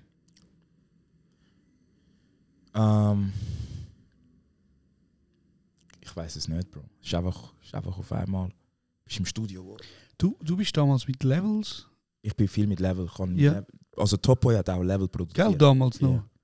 Auch jetzt hat Level produziert. Wirklich? Ja, der du am meisten feierst, Bro. Bro, crazy. Ich habe den Level so lange nicht mehr gesehen und so lange nicht mehr gehört. Der ist schon eine Zeit lang voll rum, Mann. Er war sehr rum, jetzt sehr fokussiert im Studio am Arbeiten. Ich sehe ihn eigentlich auch sehr regelmäßig. Geil. Ist mir wichtig auch, weißt du, so, dass mit den Leuten, die ich gestartet habe und Sachen mache, dass ich mit denen connected bleibe. Ja, Bro, never change a winning team, Bro. Und auch wenn es in Tröpfchenweise ist, ich finde, wir sind am Gewinnen, weißt du? Der Wasserhahn ist nicht voll am Laufen, Bro. Ja, aber Tropft, Bro. Checkst. Das ist okay, Bro, also auch das füllt das Glas, weißt du? Safe, 100%. Bro, schön, Mann. Schön, was du sagst. Schön, wie du redest. Schön. 100%. Bist du in Therapie gewesen? Nein, Bro, Selbsttherapie. Mit ChatGPT. Der gut. Nein, das ist jetzt mein Marketing-Chef, Bro. Geil. Der Bre. Ewa. Das ist mein Nigga GBT, yo. Endlich hat das N-Wort auch mal gedroppt worden in einem Podcast. Ja, voll. Du bist ja... Haben wir schon lange will, oder was? Wir heute Abend müssen wir sein. Say it. Du bist ja viel im Studio, Bro. Ja. Und also die Artists und Rapper haben immer so ganz wilde und gestörte Storys sammeln. Bro, ich habe einen Song aufnehmen, nachher ist von Songaufnahme auf einmal einfach wilde Szene passiert. So, weißt du, hat es bei dir auch Szenen gegeben, wo du eigentlich nur wieder einen Song aufnehmen, Bro, und nachher sind Sachen passiert, wo du gefunden hast, wie ist das passiert? Oder einfach, du hast mit jemandem ein Feature aufnehmen, du hast gedacht, professional, du kommst, ihr sind einen halben Tag da, nachher gehen und dann bist du am Schluss am Tag irgendwo Langstrasse gelandet mit ihm und die sind am Durchdrehen gewesen. Also, ich bin auch sehr oft im Sektionsstudio. Mhm. Und wir haben schon recht viel Party, weißt du, so, sind dann untereinander und dann gehen wir rein und wir haben viel so DJ-Battles, also so Spotify-DJ-Battles. So. Ja, geil. Und dann so gehen wir oft rein, aber... Also, was heißt das, so der, wo der geile Song laufen lässt? Ja, voll. Okay. Wir sagen, jetzt Reggaeton und dann muss jeder... Ah, okay, Tag, geil, Tag, Tag. geil. Und dann, wie entscheidet ihr, ob es skippt wird? Reaktion von der Gruppe. Ja, Reaktion von der Gruppe. Wenn du Ass bist, bist du Er Ass. hat einfach so einen Song von sich selber laufen, so und alles so. Nein, aber actually, ich kann schon Lieder einfach von mir selber randomly einfach laufen lassen. Aber es hat Klöpfe. Geil. Es hat gekittet, Bro. Er weiß. Geil, Mann. Aber ey, so Studio-Stories habe ich nicht. Bro, ich gehe recht allein Studio. Ja. Mit Produzenten. Ich bin nicht so wild im Studio. Ist das jetzt heute Abend, produziere ich etwas Set, das Bier und Tinus? Jesus Christ, Bro. Es hat hure wild tönt, Bro, das Bier und die Nüsse. Ja, das ist auch nicht gleich so parat. Ich sage, Nein, ich habe das für euch mitgebracht, Bro. Eisbier. Was? Nein, das Sixpack, siehst du nicht, Bro. Okay. Ja, voll. Shit, krass, Bro. Danke für das Sixpack. Ja, voll gesehen. Das Sixpack. Du hast viele Sachen mitgenommen, Bro. Was sind die Sandwiches und so? Krass, Mann. Ja, ich habe dann gedacht, weißt du, wegen Brand-Deals und so, du nicht auf den Tisch. Darum nachher essen wir alle essen. Alle essen. Aber ich habe nicht so, Bro, ich habe mehr so Ausgangsstories und so. Sind wir halt einfach wild gegangen, aber das ist so der regular Shit, Bro. Hast du weißt geschlägert? safe. Wie? Hast du mal geschlägert? Im Ausgang. Ja. Und Ja, beim letzten Feldserei bist du runtergekommen oder hast du ausgeteilt? Du bist eben die real, letzte, Bro. Du lügst eben nicht. Die Das ist letzte? Die letzte habe ich verteilt, Bro. Ja? Ja, aber Was es ist war ein passiert? bisschen blöd. Wir sind am Streamen gewesen, und dann... Da? Ah, Okay. ähm, So in real life, so am Laufen, oder wie? nein, schon Stream. Und wenn, okay. vielleicht sehen ihr dann den Stream und dann sehen ihr, auf einmal laufen alle raus. Was ist da los? Gut. Ja, Bro, und dann ist es zu mir glatt gekommen, Bro. Wow. Also, ich war noch am Streamen, nachher Ein paar Leute schon 2 Flatter kassiert und vorher Also, was ist denn draussen passiert? Ist jemand vor dem Streaming gesagt, ja, Nein, keine Ahnung, der Home war oben gewesen und Bro, es war schwer hektisch gewesen und ich hatte schon auch ein paar Cups gehabt, weißt du, was ich meine? Und dann, ja, Bro, hey, wow, Hektik, hey, draussen. Und alle so, hey, was? Und Stream Bandit. Stream Bandit, Bro. Wir draussen. Also, ich regle, Jungs, ich regle. Genau, aber Ja, Bro, wir sind rausgegangen, weißt du, was ich meine? Und dann ist es zu mir glatt gekommen. Ich bin heilvoll gekommen, Bro. Und der andere? Ich weiß es nicht, Bro. Ich weiß nicht. Turn up. Ich weiß nicht, aber Turn-up war Turn-up gewesen. Aber ja, mich hat es auch schon gelitzt, Bro. also du hast auch schon wilde Zeiten gehabt vor ein paar Jahren, Bro, so im VR und so. VR Jade. VR Jade. Ah, Die pack mal Lounge und Kennen wir so. die? Pack mal ein paar Storys aus von dort, Bro. Bro, was soll ich denn sagen? Für uns ist halt einfach, Bro, wir sind rausgegangen, Vibe, checkst. Für andere tun es vielleicht weh, aber Bro, wir sind raus, haben so ein bisschen den Lifestyle ein bisschen gelebt. Weißt du, was ich meine? So, Immer Lounge. Immer Schon, Jungs, schon. jeden Hund. Schon gern, Ja, Bro, der Chaser-Lifestyle. Ja, der Zeiger. Ja. Es läuft und so. Ey, was machst du nachher und so? Und nachher sie sagen, ja, ich habe Hunger. Für das liegt es nicht drin gemacht. Ja. Sie sagen, ich habe Hunger, ey, schau da, nimm ein bisschen Dom Perignon. Ja. Ich habe kein Geld für Essen, ich kann aus Italien gehen. Du hast Stecker drin, tu in den Kühlschrank. Ich habe den ganzen Batzen in die Flasche rein da. Nimm jetzt auch Eis von dieser Flasche. Ali, essen. Ja, Bro, also viel Ausgang, Bro, viel so auch im Ausland und aber ich finde jetzt so crazy, spektakuläre Stories. So das gleiche wie alle erlebt Ja, haben. schon das gleiche wie alle. Und wie oft bist du vor der Tür schon mal so, ey, nein, ich muss nicht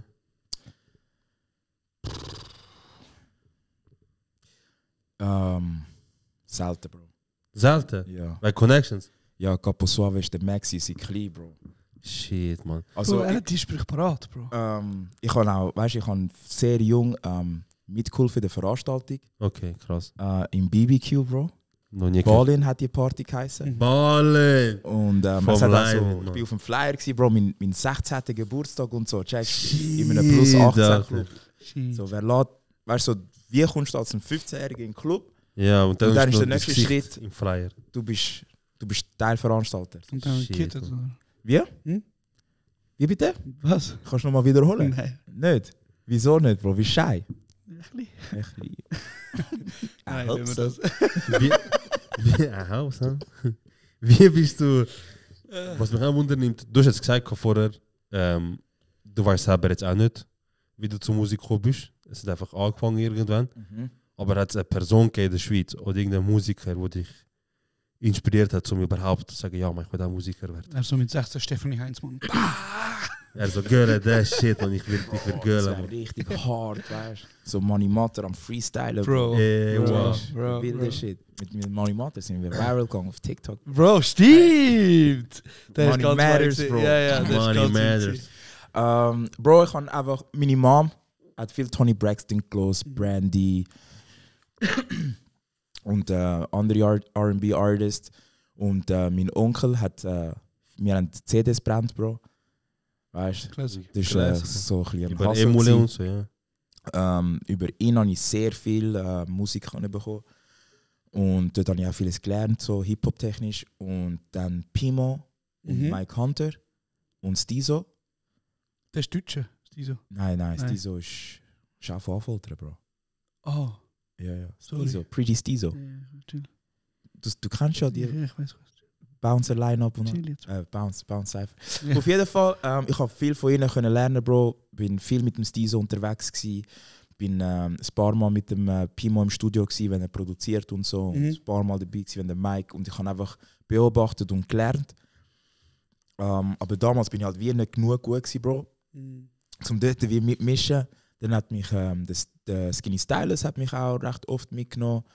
Vom Nate habe ich viel können lernen. Vom Skinny Stylus ist Nativity, auch- der Boxer. Ja, ich weiß. Wo er hat ein Studio hatte. Der Skinny Stylus ist ja auch ein Mörder-Thriller, nicht? Also der ist wirklich drin. Drin im. So mit. Er lebt den Lifestyle, Bro. Welcher Lifestyle? Hör auf! Ja, Bro, du musst mir helfen, Bruder. Bro, ich glaube, der Dude ist einfach Street, Bro. Der Skinny Stylus. Bro, er ist einfach ein Chilliger, Bro. Ich Er ist muss ein immer Stoner. Also, Bro, weißt du, was ich meine? Er ist am Chillen, Bro. Also, ich so muss nicht- immer noch lachen wegen letzten Cypher. Oh, dort! Ja, oh. Oh shit, dort ist er ja einfach ein Stoner, der Dort ist ein hässig ist. Crash Man. out gegangen, Bro. Aber ich kann ihn nicht so, Bro. Kann man Checkst? sagen, der Stoner ist hässig geworden, man. Ey, Bro, Shit. der ist... Ich kann ihn... Ey, Bro, ich habe noch nie so Crash out gesehen, Bro. Alter, ich weiß nicht, was. Und ich kenne ihn schon lange. Ich weiß nicht, gell? was das war, Ich ich kann bin ihn ehrlich. seit ich 5, 6 Ja. bin, Bro. Er hat dort Beef gehabt mit dem Producer, gell? Ja. Das ist gesehen, wir müssen nicht wieder drauf eingehen, aber. Wir müssen nicht, wir können schon. Wir müssen nicht. Erzähl mal. Wir- Ich weiß, wer ist denn der Producer schon wieder? Ist das einer, den man kennt? Ich weiß nicht, wer es war. Ich glaube nur. Ich weiß nicht, wer es war. Du weißt den schon. Ihr wisst jetzt beide, Bro. Bro, Ich schwöre, ich würde sagen- alles. Ich weiß wirklich. Also ich weiss- Ich schwöre auf meine Mutter, ich weiß wirklich Gott nicht. Bro, ich habe nie ein Problem mit Name Drop. Ich weiß auch nicht, wie er heißt. Ich habe Probleme mit Namen merken. Und ich weiß wirklich Gott nicht. Okay. Was hat jetzt der Blick auf meine Hairline sollen, Mann? Er so. Okay. Nein, So, das- du das ist nicht- das ist nicht- Haarverlierender Nein, Mann. das war nicht für die Hairline. gewesen. Also, Ja, aber auf jeden Fall, er hat geschossen, Bro. Und das ist für mich sehr überraschend gekommen. out of eigentlich. character gewesen. Ja, Also, ja. verstehst du so was? Also, ich weiß nicht genau, was es war, aber verstehst du, dass er geschossen hat? Ist das so berechtigt in deiner Meinung oder ist so, Bro, jetzt bist du einfach. Also was war, Ich bin im ist. Hintergrund, ich bin nicht der Hintergrund, ich bin kein Background-Check machen, Bro. Ah, okay. Zeitlich hat es nicht gelangen. Aber, Hat Termin. Brüder, ich habe Termin! Der Bruder. Aber, geil. ja, Bro, das hat ein bisschen für Wirbel gesorgt. Ja. Ist doch super, Bro. Ist geil. Ist doch Geil, super. geil. So haben wir es doch gerne in der Schweiz. Wirklich geil. Gut, aber jetzt nochmal zum vielleicht auch langsam zum Abschluss kommen. Du willst Features haben und dass dein Sound in Deutschland pumpt wird. Also, ich habe Features. Also, Ja. ja, sorry, aber du willst, dass du willst die Grenze von der Schweiz sprengen. Ja, Das ist- unbedingt. ein Ziel, das dir an. Ja. Weil, ich weiß nicht, ob du dich erinnerst, 2017, 16 ist auf einmal die ganze holländische Rap-Wave in die Schweiz übergeswappt. Und Leute haben angefangen so, ist einfach umgegangen in so ganz Europa. niederländische Rap hören und es wirklich fühlen. Stimmt. Dope Boy. Ja. Dope Boy ist ein krasser Oder all die nordischen. Ja, vor allem ist es Holland gewesen. So. Ja, Holland hat schon. Ja, die haben halt so ein gewisses Soundbild dann gehabt. Zum Beispiel der Producer Serrano, ich glaube Serrano heißt er, der hat halt krasse Productions gehabt, weißt du. Und dann, das ist dann wieder, das hat die Landesgrenze gesprengt. Wir müssen halt wirklich auch dafür sorgen, dass unsere Qualität die Landesgrenze sprengt. Wenn deine 5 Jungs dir sagen, Bro, der Track ist fire, Bro, das langt einfach nicht. Es langt nicht, aber viele Leute gehen mit dem. Weißt du, was ich meine? Viele Leute gehen mit dem und momentan ist das Level einfach anders, Bro. Das Level ist anders. Checkst? Es ist wie jetzt da, überall Fußballer immer in Ausland gehen spielen und vor 10 Jahren war es nicht vorstellbar gewesen. Weißt du, was ich meine? Bis sie die WM gewonnen haben in Nigeria. Checkst? Und die sind nachher Sprungbrett gewesen, damit alle nachher in Ausland spielen können. Und die Künstler auch jetzt, wie eben EAZ, Sektion Zürich, Pronto, das sind die so wichtige Figuren, auch Native, die auch Colors gemacht hat zum Beispiel. Das war auch wild, Bro. Das ist sehr wild. Das ist ein wilder Move, Bro. Ja, Colors spielen, Bro, als Schweizer Artist. Weißt du, was ich meine? Also, es liegt auf dem Tisch, Bro. Checkst so, Juicy ist kaputt gepumpt worden in Deutschland. Weißt zum Priceless, weißt will noch mehr. Young Horn, wo postet, Bro. Stickle, wo postet. Das sind Meilensteine, Bro. Ja. Der Bruder, Mann. So langsam komme ich auch in das Bracket rein. Aber das wollte ich vorher sagen mit Bro, wieso nicht, Mann? Es kommt ja. Es kommt ja. Es sind Tröpfchen, das ist ein guter Ansatz. Es sind Tröpfchen, 2022, Bro, bin ich im Bounce Cypher und habe gesagt, ich wollte mit einem Fuß in Deutschrap rein. Mit einem Fuß, vielleicht mit einem Bein, habe ich gesagt, Bro. Und dann ein Jahr später, durch einen Song, ist die Möglichkeit da gewesen. Dann konnte ich das machen. Dann konnte ich über gehen, mit Producers arbeiten, mit Künstlern arbeiten, Featurings machen, Vorgruppen machen, alles Mögliche. Und jetzt bin ich an der Reihe mit Songs droppen mit Leuten vom Ausland, Bro. Das ist einfach der nächste Step. Und da muss ich profitieren, dass ich im Social Media auch nochmal durch die Decke gehe, irgendwie auf irgendwelche Art. Natürlich halal, Bro. Weißt du, was ich meine? Nicht so crazy Videos und so von mir. Nein. Und dann kommt der nächste Schritt, der dann dazugehört. Weißt du, was ich meine? Es ist wirklich, es gibt so quasi einen Ablauf, Bro. Das ist alles calculated, Bro. Es ist, Bro, wenn du 10 Karrieren anschaust und schaust von ersten Step bis zum letzten Step, dann wirst du sehen, Bro, es hat immer Schnittpunkte, Bro. Weißt? Und diesen Schnittpunkt muss man vertrauen. Das ist aber der Vorteil, wir können wie so andere Karrieren anschauen und sehen, wo sie durchgegangen sind. Und viele von denen sind vielleicht einfach auch Glück gewesen oder ungeplant. Ich glaube nicht, dass einfach ein Glück, Bro. Weißt? Du schaffst hart und wirst dafür rewarded. Ja, fair. Weißt? Und ich sehe ja auch, wie ihr im Studio unterwegs seid. Und letzte Woche war Artan und Sisa da, oder? Ja, Mann. So, und dann jetzt bin ich da, weißt du, ich meine, es wird geschafft. Ja, Bro. Und der Austausch muss stimmen. Nein, das lange nicht. Doch. Nein, Bro, ich habe gewusst. Nein, du hast Sprachfehler, Bro. Eine? Ja, Bro. Sogar ein 0,2 langt. Krass. Bro, da gibt es gar kein... Kein Problem, Bro. Ich bin da. Ich bin eloquent, Bro.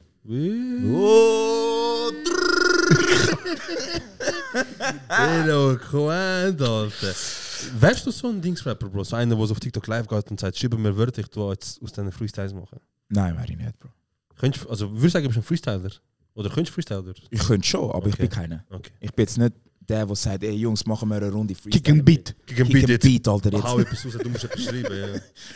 Nein, ich muss nicht etwas schreiben. Okay. Ich mache auch mit, aber ich bin nicht der, der das einleitet. Weißt du, was ich meine? Okay. Voll. Und übrigens, der Dings, Bro, der Artan habe ich gerade diese Woche habe ich getroffen, draussen, also im Studio. Und er hat mir auch so ein bisschen TikTok erklärt und so, Social Media, Bro, einen kleinen Crashkurs, weißt viel von Monet bin ich auch am Lernen, Bro. Er macht es auch Weißt, brutal. Ja, Er hat auch brutal. einen krassen Videograf bei sich, man. Ja, ja, der Luca. Der Luca. Der Marco, ja, ich Ja. glaube. Ja. Voll. Der Luca, er ist krass, Bro. Sie machen krasse Sachen und auch der Monet ist hure humble, Bro. Mhm. Ich hatte ein Brutal, Erlebnis gehabt mit ihm. Total, ja. Wir waren in Köln, gewesen, Bro. Mhm. Geil. Und die Schlange ist da von den Fans. Mhm. Und weißt du, ich bin ja gewöhnt in der Nähe von der Hintertür. Ja, wir kennen es Der alle. Film, Bro, der Ja, ja, Film, wir kennen checkst. es alle. Ja, ja. Und der Monet, er sagt, wir gehen führen, und wir stehen einfach neben der Schlange. Mhm. Aber Wo auf der für gleichen ihn- Höhe? Ja, Ah, wir stehen neben der Schlange, wie die Leute, die ihn kommen, anschauen. krass. Und ich so, ja, Bro, müssen wir nicht. Ja, ja. Und er sagt mir, er schaut mich an und sagt mir einfach steinhart, Bro, wer bin ich, zum müssen von der Hintertür reingehen. Ja, voll. Bro, das hat mich so gekittet. Ich so, fuck, Bro, ich habe so viel nicht gesagt. Bro. Ich so, ey, kannst du mich dort holen? Ja, und so. ja, ja, ja. Aber das ist schon was gut, Bro. bin ich Immer für einen noch. Hund, Bro. Checkst so. Und das hat mich komplett. Ja, ja, Checkst? check ich. Und für dort, so ich nehme mich nicht mehr so ernst, weißt für so Ja. kleine Details. Ja. Und das humbelt, Bro, und das bringt dich auch sehr viel weiter. Ich würde trotzdem immer auf Liste gehen, Bro. Ich persönlich. Ah ja, das ist safe. Also, weißt du nicht, ich meine, fix. Direkt, immer, gratis ist gratis. Bin ich bei der nächsten Show auf der Liste? Du musst von hinten reinkommen. Wie meinst du? Nein, Bro, nicht so. Wieso? Einfach, Homies stehen nicht da, Bro. Ah, korrekt, Bro. Korrekt. Dann will ich dir alle im WhatsApp. Du mir schon, ja. Wann Danke. hast du den nächsten Auftritt? Ich? Ja. Am 31. Mai, Bro. Halle Du weißt, wer 622. auf die Liste tun musst. Ich glaube, es braucht keine Liste. Ist gratis, oder was? Ich weiß nicht, aber ich kläre ab, sonst bist du drauf. Also für uns beide, weißt Ja, sicher. Kurz und bündig, oder? Als Ja. Duo. Als du. Also, das Exil Duo hast für du die auseinandergenommen, Bro. Danke Das vielmals. ist krank abgegangen, Ja, die Videos danke dort ist. Es war ein riesen Stress, gewesen, Bro. Choreo und alles, Licht, dies, das. Aber du hast ja alle gehört, man, alle haben mitgemacht. Alle haben mitgemacht. Bro, dort habe ich wirklich gemerkt, so, ich bin an einem Punkt, ich habe Fans for real. Ja, man. Checkst, wenn du auf der Bühne bist, Bro, und du machst, und dann ist sowieso, ey, Bro, die machen mit. Oh, ja, ja. Die Leute gehen voll ab, die hören dazu und so, ja. Und ich bin wie, ich bin das am Überlegen gewesen, ich so, Leute machen mit. Und dann habe ich wie gemerkt, ey, yo, ich bin eigentlich auch immer noch am Rappen. Dann habe ich gemerkt, yo, du kannst eigentlich über andere Sachen nachdenken auf der Bühne und gleichzeitig performen, Bro. Das ist auch verdammt krass. Und ich habe wirklich viel Liebe bekommen, Bro. Leute sind von Deutschland eingereist, weißt, von Freiburg, Stuttgart. Heftig, Alter. Zu mich im Exil gesehen, Bro. Und also das ist wirklich overwhelming gewesen für mich auch. Das ist Vor allem, dass die verdammt- Leute so einen Weg machen, man, das ist doch krass. Ja, weißt du, so, vor allem auf meinem Level, so auf der Stage, wo ich jetzt gerade bin, so, dass jemand 3 Stunden fährt, um ins Exil zu kommen. Ja, vor allem nicht mal das von der muss man Schweiz, appreciaten. weißt du? Ja, das muss man well appreciaten, Bro. Das ist krass, das ist heftig. Mit wem würdest du gern einen Song zusammen produzieren oder einfach einen Song zusammen machen? Luciano, Reezy. Und in der Schweiz gibt es jemanden, Wo, den es- nicht schon hast? Weil du hast schon mit... wo ich würde sagen, shit, das... Bro, Sag mal Blick fragt an. dann? Ob du sagst ja oder nein. Bro, kommt auf den Business Case drauf ab. Also wenn er dir sagt, von dem Song, von den Streamings 80% gehen an dich, dann würdest du ja sagen. Ja, jeder wird dann ja Ja. sagen, Bro. Ja, aber das ist dann jemand, mir ist mit dem Gang eine Blick, eine Persönlichkeit wäre, wo du sagst, schaffe ich sicher zusammen oder nein, ist nicht so mies. Bro, es kommt aufs Gesamte drauf an. So. Aber ich lasse Blick nicht privat, Bro. Okay. Checkst? Also es ist nicht so ein Ding, wo ich würde sagen, oh mein Gott, Bro. Es wäre Sie- auch Jungs, Match, Jungs, Bro. der Ja. Blick hat mir angerufen. Es wär nicht der Case, Ja, ja. aber es wäre so, jo, was denken ihr davon, Ja, ja. wenn wir das würden machen oder nicht? Aber es ist jetzt nicht ein Traumfeature. So. Voll. Check it. Ja, Und in der Schweiz, welches wäre es denn? ein Traumfeature. Ich habe Oder kein einfach- Traumfeature in der Schweiz. Okay, und was ist die letzte Anfrage, die du abgesagt hast? Letzte Feature-Anfrage? Das ist er, wo du mir Fitness-Stifter, Bro. Nein, für eine neugierige Frage, Bro. Ey, ich habe glaube keine abgesagt. Abgesagt habe ich nicht. Ich mache einfach wenig. Okay. Ich bekomme aber auch wenig Anfragen für Features über, Bro. Okay. Das muss man auch beachten. Ich weiß nicht wieso. Ich weiß, Ist das ein bisschen etwas Komisches? Bro, ich glaube, du hast einfach ein bisschen Allüre auch, wo vielleicht Leute ein bisschen Angst haben zu ankommen, weil du machst ja viel, Bro. Das ist es. Okay. Also weißt du, Leute sind vielleicht dann eher ein bisschen so, Bro, live ist am Hustlen, live ist am Machen. Meinst du? Vielleicht, ich weiß es nicht. Meinst Vielleicht bist du auch scheiße, Bro, was weiß ich. Bro, dass ich scheiße bin, glaube ich nicht, dass es das Darum, ist. darum. Aber es kann schon sein, dass es das ist. Ich habe mich auch schon ein, zwei Mal gefragt, so, eigentlich kann ich gar nicht so viele Feature anfragen. Aber wenn ich jemanden frage, der ist meistens gerade down. Ja. Safe. Das ist so das Glück, das ich habe. Bro, ich glaube, in der Schweiz sind viele Künstlerinnen auch so ein bisschen. Bro, wie du hast es ja gar nicht. So, du bist ja nicht schade. Du bist nie so, Mann, ich bin jetzt so und ihr müsst kommen. Und du, wenn du etwas geil findest, du gehst. Ja, fix. So, wenn dir jemand sagt, komm bei mir an der Vor-Act spielen, du überlegst, ist es gut für mich, ist es eine gute Erfahrung, du gehst. Ja. Punkt. Aber Viele sind das nicht ist so. auch Viele sind nicht so. ja, aber dann erwarte nichts, Bro. Ja. Was hast du das Gefühl? Ja, aber Hast du es das ist- Gefühl, du chillst daheim, Bro, Ja. machst keine Moves und bekommst den Erfolg, Bro? Wo hast du das gesehen? Safe. Wo hast du das gesehen? Wo hast du das? Das gibt's nicht, Bro. Das Phänomen gibt's nicht. Weißt du? Ja, ausser Nein. eben irgendwelche Labels in der Schweiz planten dich, Bruder. Aber das haben wir letztes Mal auch schon mit, das Ja. haben wir letztes Mal mit EDB auch gehabt. Wir sind da alle ein bisschen der Meinung, also, es gibt einfach keine plannte Dings. Was Oder- sehen der EDB als ein Industry Plan? Das haben wir letztes Mal schon diskutiert. Also ich habe es als Spass gemacht, bin ich ein bisschen front, das hat ihn ein bisschen getroffen. So im Sinne von, ich bin nicht, wieso sagen das die Leute und so, dies, das. Darum, nein, ich glaube nicht, dass er Artists sind in der Schweiz auch sensibel, eh? Ja. Aber ich meine, Bro, ich bin ein riesen Fan von seiner Musik. Ich sag dir ehrlich. Ich finde seine Musik auch strong, Bro. Richtig Ich- strong. Ich muss mit ihm Ja, auch noch einen Song krasses machen. Ding, ja. Richtig Song. Weißt du, so ein Crossover-Song. So. Kannst du mal mit etwas zusammen vorstellen? So? Ja, die Okay, fix. Also ja. wir werden den Song machen, Bro. Das ist Aber muss. ich wollte wieso sagen, Bro, jetzt, look, es gibt gewisse Labels in der Schweiz, die im Pop-Bereich agieren. Die holen Künstler, Künstlerinnen, Ja. das habe ich vorher schon gesagt, die haben noch nichts, Bro. Die haben 2 Songs draussen, wenn überhaupt. Und kaum arbeiten die mit dem Label zusammen, haben die einen TikTok-Auftritt, haben die Stages, Bro, Album-Listenings, auf einmal wird produziert, da wird Geld reingepumpt. Sie sind im Ausland am Spielen, sie sind dort am Spielen, da am Spielen. Und die machen ja nicht viel, außer dass sie genommen werden und gerührt werden. Ja, sie müssen ins Studio gehen und Songs machen. Ja, Bro, aber in der Schweiz gibt es ja eigentlich keine Industry Plans. Ne? nein, es geht nicht um ja, sorry. Einfach, das ist einfach Ja. die Geschwindigkeit von der Karriere Ja. ist einfach Ja, Fast mal Track, zwei. Bro, Fast Track, Safe, Bruder. Okay, mal 2. aber sagen wir, wann hast du angefangen so mit Musik? 2015, 16 hast du gesagt? Ja, 17? Ja, früher schon. Weißt du, Soundcloud haben wir ja auch Okay. gedroppt und so. Okay, der gute Soundcloud. Okay, sagen wir dort, wo du einfach angefangen hast. Ja. So, du hast vielleicht nicht released, aber du hast mir vielleicht ein Video aufgenommen von dir auf TikTok oder auf Insta, wie du mal rappst. Dann kommt das Label und sagt, Alter, du hast ein Talent, wir wollen dich fördern und pushen. Würdest du dann Nein sagen? Wenn ich... Sagen Damals. Wir, damals, ja. Sagen wir, Universal kommt oder Sony kommt und das ist nicht ein Knebelvertrag oder so, sondern ein ganz gewöhnlicher. Und die sagen, hey, du hast Talent, Mann, und wir müssen das pushen. Ja, Bro, Wir wer können sagt das. nein? Eben, deswegen ist meine Frage. Aber sorry, ja. Erzähl. Ja, also... ich bin mal auch eingeladen worden vom Label nach Top Boy, zum nachher wie eben Top Boy re-releasen und sie haben dann einen kleinen Plan gehabt für mich und so. Ja. Und das haben wir dann nicht durchgezogen, Bro. Wieso hast du nicht durchgezogen? Weil das kein Business Case war für mich. Das Angebot hat nicht mit dem gestimmt, was ich mir vorgestellt habe. Ja, fair.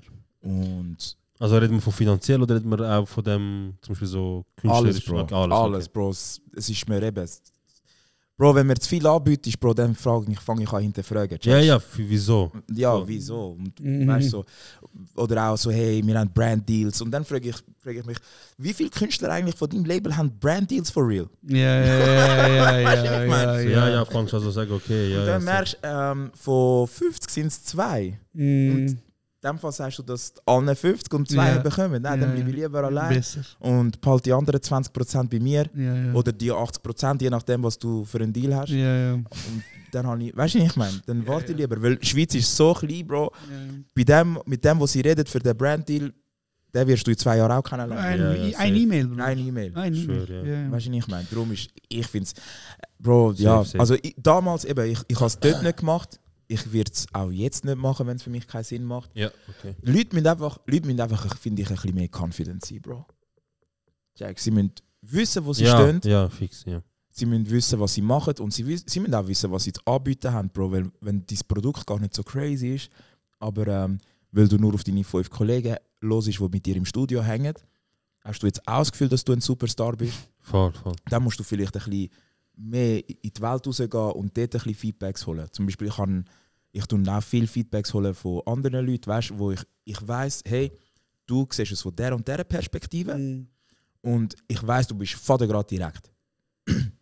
Dann rufe ich dich und sage, hey, das sind die letzten 10 Songs von mir, was haltest du davon? Und dann die Person sagt mir sehr ehrlich, der ist Ass, der ist Fire, der ist zu nischig, das ist für alle, der ist nur für dich und deine Homies, so. Und dann weißt du, okay, jetzt kann ich mit diesen Songs so umgehen.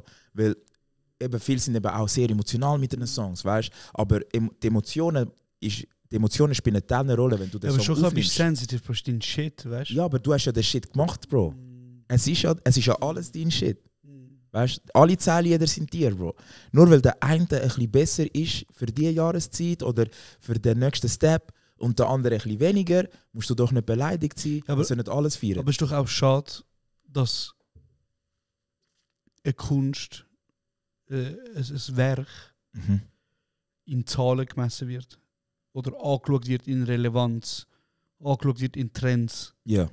Also zum Beispiel kann man vorstellen, der Song ist vielleicht ein bisschen off-brand oder ist vielleicht kein Sommersong. Genau. Oder ist für dich und deine Homies. Genau. Aber hat für mich dieses Album nochmal auf ein ganz anderes Der Song Level dient gebracht. dazu, dass du mich besser kennenlernst.